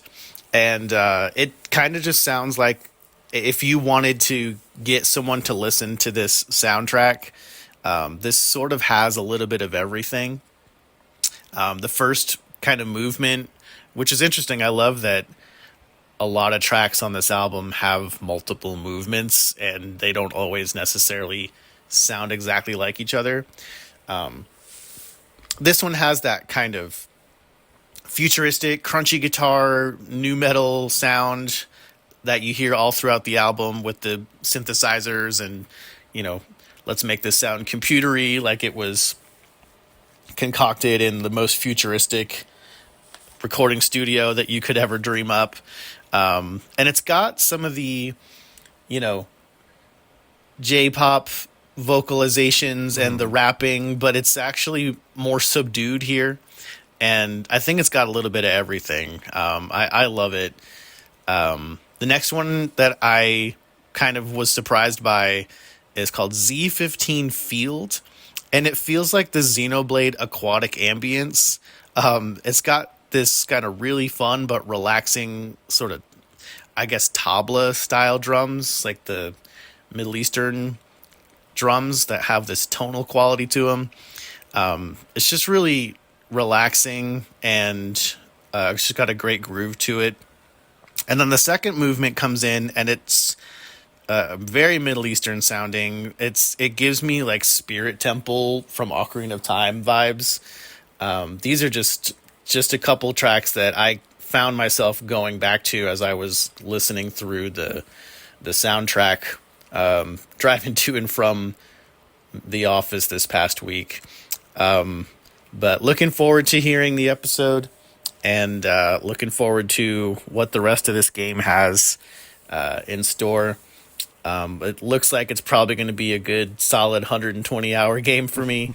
And as a Xenoblade fan, it's just what a treat to be able to play this on the Switch on the go. And hope this fits in well with your episode. Adam, out. Thank you for calling in, Adam. How much time did you put into the Wii U version, dear, originally? I think 300. Yeah. 300 hours, yeah, because we mentioned it before that now you can just spend tickets to buy materials that you need for like build skells. And yeah, there's this one one super amazing one-shotting scale. Like you can take on like super hard big bosses with it, and I really wanted that. But you had to farm all these materials in the Wii U version, so it took me forever. But yeah, I just love this game so much that I didn't mind doing that. But yeah, now I'm like 140 hours in, I think, and yeah, I already have it. Right. I'm just not level 60 yet because leveling takes very long later in the game. But yeah. Yeah, I was very surprised with how much you played yesterday. You only gained 2 levels. It was kind of wild. And yeah, you're doing a bunch of story content too and still not gaining levels. Yeah, Adam brought up a lot of, specifically with that song he brought up. We're going to go on a break for it after this next voicemail, that Z15 field. I couldn't find what the fan name for it is called or whatever. I quite liked it also. I didn't remember where it played. I tried looking it up. People were saying it plays like before and after like a lot of the super bosses or something. I wasn't quite sure. I really, really liked this song a lot. And yeah, Adam bringing up like the kind of like Middle Eastern sounding drums. There's a lot of that throughout the soundtrack. You and I were talking about it on one of the breaks.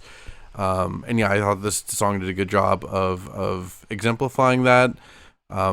I did not want to break for the key we've lost since that's like final boss stuff going on. That just seemed like a step too far for the podcast or whatever. But yeah, it's also very cool. So yeah, thank you for calling in, Adam. Really, really appreciate it. I partially structured this episode the way I did around not spoiling the story because I knew that you were excited to listen to the episode and that you were still playing the game. So we will, like I said, break for Z15 Field in a moment. But before that, we do have one more voicemail. This one is from Parker. Hey, it's me, Parker. So, okay, I'm a little bit rambling, but do check out the Freedom Planet games, Freedom Planet 1 and Freedom Planet 2. It's a good video game series. Try out the Freedom Planet 1 and 2 demos. It's on the Nintendo eShop. And Dawn, and one of the voice actress for Lilac the Dragon Girl is Dawn M. Bennett. She also provides voices of Navi from Super Mario Bros. Wonder. And she's also the voice of Ruff Ruff Black from Ruff Ruff Danger Dogs. and I love the podcast still. And invite Ivy Comb over as a guest for Bits Harmonies Summer of Nintendo. Yeah, I still like Ivy Comb.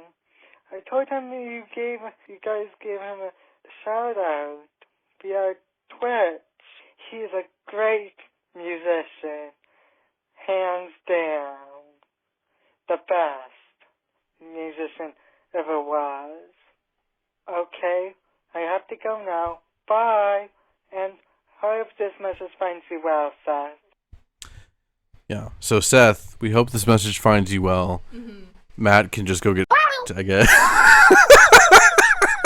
No, I'm kidding. There was a little bit more to Parker's message, but it was specifically for Seth. He wanted Seth to check something out, so I edited that part out, and that will play on the next episode, the Billy Hatcher episode that Seth is going to be on, Parker. So you will get the answer, or you will get Seth's response to your checkout then. In the meantime, I will say I have meant to check out Freedom Planet for years. Specifically 2, I think looks really good. I did not realize until Parker called in that there is a demo for Freedom Planet 1 on the Switch. Not 2, which disappointed me. But yeah, like literally right before we did this podcast, I did play through the demo of Freedom Planet 1. It's basically Sonic the Hedgehog, but you can also do like a double jump twirl and like kick and stuff. I think it started off as a fan game of Sonic, but then it kind of grew to a point where they decided, hey, we should just take the Sonic stuff out of it and sell it as our own game. Pretty beloved series. I like I said, I've been meaning to check out 2 for a while as someone that grew up playing the old Sonic games on Genesis. But yeah, I haven't gotten around to it. But thank you, Parker. Thank you for calling in. Thank you for the kind words about how much you love the show. And thank you for shouting out Bit Harmony in the Twitch stream of Ivy Comb. I hope it didn't get you in trouble or anything for advertising for something. But I appreciate it. So with that said, let's go on our final break of the episode. We've got Z15 Field from Xenoblade Chronicles X. And then Parker didn't request anything, but I always like to pair songs together. So I took Shenlin Park from Freedom Planet 2, and we're going to pair it with Z15 Field then, all right? Mm-hmm. Freedom Planet 2 was composed by Sabrina Didoro, Will Bowerman, Leilani Wilson, Jason Lord, and Nicole Frisch, and we'll be back.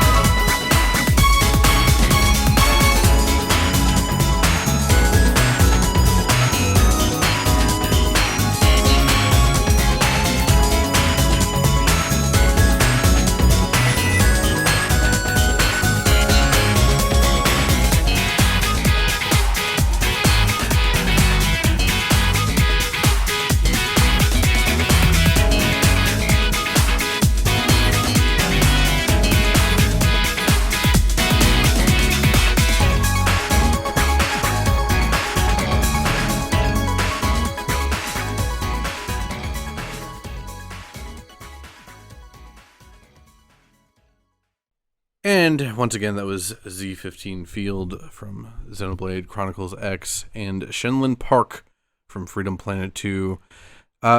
Yeah, so everything Adam said, completely nailed for the Z15 Field. I totally get the Ocarina of Time comparison, though specifically it reminded me of the Ancient Cistern from Skyward Sword. It just, yeah, again, it has that kind of like Middle Eastern flair to it, the emphasis on like the drums and stuff. And like you were saying again on basically every break we took to listen to the music, you're like, yep, it's doing that thing again where Sawano, like, it's got the peaks and valleys of the song, the up and down and the surprises. For me, it was specifically at like 137 when the chanting like really comes in strong and stuff. That was like the big surprise moment of the song for me. Yeah, it's very beautiful. Very good pick. We talked about it a little bit too, that it sounded so different from the rest of the songs that we picked. And that's what's so cool about this whole soundtrack, is that so much of it just doesn't sound like what you would expect, or the rest of it, and whatever. And again, I think that's probably what Sawano was going for when the one interview I read with him saying that, yeah, he thought he would get bored if he just made a whole soundtrack sound one way, so he just did whatever he wanted, and I think it turned out pretty good.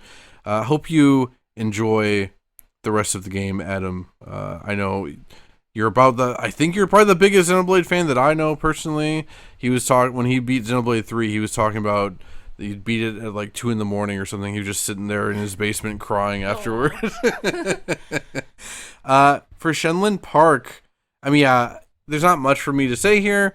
You noted, dear, that it sounds very city pop inspired, which, yeah, makes perfect sense with it being a Sonic the Hedgehog inspired game, which those soundtracks were originally inspired by city pop. The main note I had is that like a minute in, when that super crunchy guitar just comes in, it sounds real good. It's also, that's probably the part that deviates the most from like normal sounding Sonic stuff, you know. But did you have anything you wanted to add about Shenlong Park? Yeah, I liked it. Like I said, it reminded me of city pop songs, Japanese city pop songs. And, I thought it was cool. It's that song, even though I've never played Freedom Planet 2, it's been on my personal video game music playlist for years, so I'm sure you've heard it like while we're playing Monster Hunter or whatever. It sounded familiar, yeah. Yeah, I bet it's played. As always, thank you for everyone that has called in or will ever call in. If you would like to call in and join the ranks of Adam and Parker, you can send in emails to bitharmonypod@gmail.com. Again, you can record yourself. If you just want to send an email with text, that's totally fine too. Or you can also dial in with an actual phone to 216-230-8540. That number, once more, is 216-230-8540. You want to keep those, if you're leaving a voicemail, keep those under 3 minutes, because Google Voice will just end the call for you, apparently. And also as a reminder, much like the Bot Harmony, what would King Dedede order at a Chili's question we had at the top of the show, you can send in text as well, and we will have an AI voice read it off for you.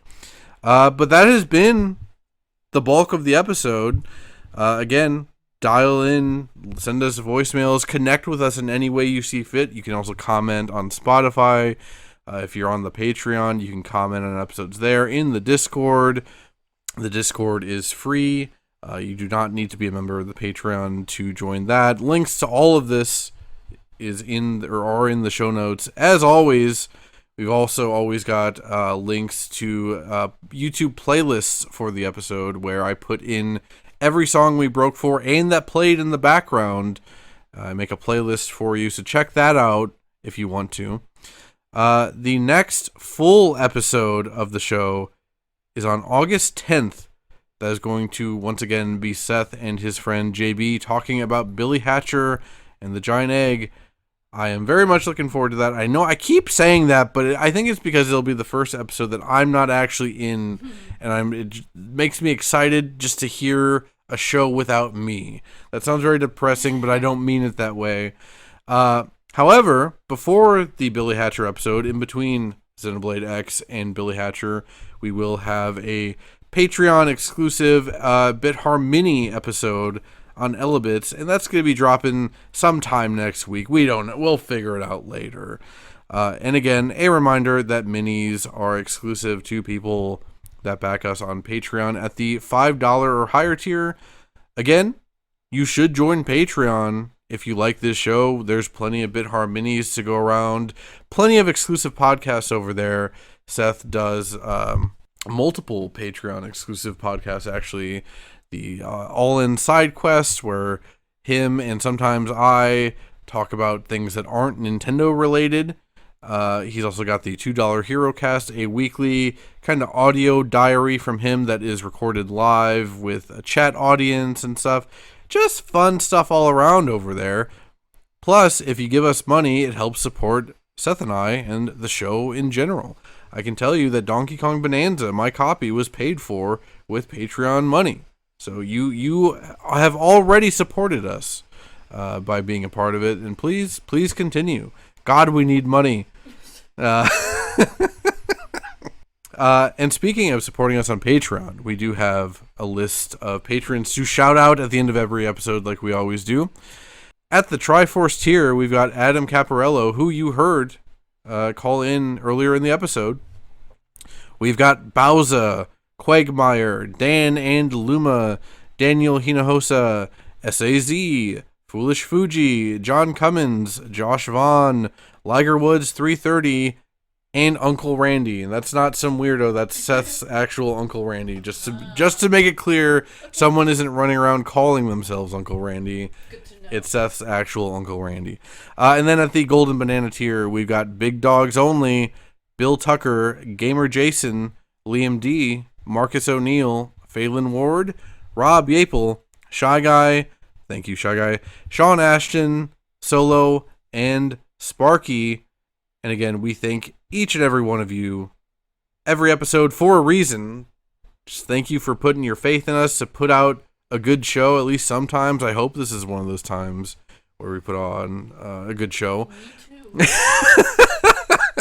I hope the What Would DDD Order becomes a recurring bit on the show, and it's at different restaurants in the future. Lastly then, dear, we do have haikus. Mm-hmm. Are you ready to read off your haiku, or do you want me to go first? No, I go first. Okay. If you played the game, this would probably make a little more sense, but I guess a haiku is all about just a feeling anyway. And I kind of wrote it with having in mind that Lynn, one of the characters, would have made this haiku. So it's little potato, friends and meals feel like a home, hot stew and full hearts. Oh. You were very stressed about this haiku, and I think that ended up pretty great. Yeah, thanks. I mean, yeah, like I told you earlier, when you were struggling and you told me that the only line you had was little potato, I was like, that already sounds great. I think that's fantastic. Yeah, like I said, if you played the game or you're gonna play, you are gonna know what this is about. Yeah. With the potato and everything. With the potato and everything. Yeah. Okay, for my haiku, again, this one was hard for me, so I didn't go for a super serious one because I've not played the game. Pizza topped with heaps of existentialism. Better than olives. I hate olives. I know you. I also hate olives. You know, there aren't many things that I know for a fact that you hate in this world, and I know that olives is one of those things, or are one of those things. I like how both of our haikus were about food, so that's good. But yeah, I guess food and preparing meals is a big part of the game. So literally, like the beginning of every story chapter, you're in the barracks. That's kind of what I meant earlier when I said it's like the little rascals like hanging out in the barracks and they're cooking food. You even select which meal you want Lynn to make at the start of every chapter. So yeah, I think food. Also, what is more human than like making a meal? Not just eating, but actually like sitting down and making a meal and eating together, that's right? Why I also chose that as a theme for my haiku, because that is like the where they come together again, and they're on a different planet, but it feels like a home just because of that, having a meal together. Yeah. Yours is very good, dear. I quite liked it. Again, especially Little Potato. When you read that off to me, I'm like, damn, that's 5 syllables. That's fantastic. Yeah. That's amazing. With that said, that was the episode. Taking you out this time, we've got Don't Worry, which is the Flying in the Skell theme. Again, one that people complain about because I saw a lot of comments saying like, I just still run around on foot because I don't like this. Yeah, that, and first thing this remaster was announced for the Switch, people immediately were like, oh please, can we turn off the Skell flying song? I was like, oh, do we have to start this conversation again? And that's why I wanted to end with this as a kind of final screw you. Yeah. And, hey, no, you're listening. I mean, I guess it's the end. You could just stop listening if you want to. But, yeah, no, you're forced to listen to the Skell flying music one more time on the Xenoblade X episode of Bit Harmony. Thank you all for listening. Thank you to my lovely wife for coming on and doing this podcast with me that I think ran a little bit longer than we were expecting. And we'll be back next time, or at least Seth will, for Billy Hatcher and the Giant Egg. Thank you all for listening. See you next time. Bye. Bye.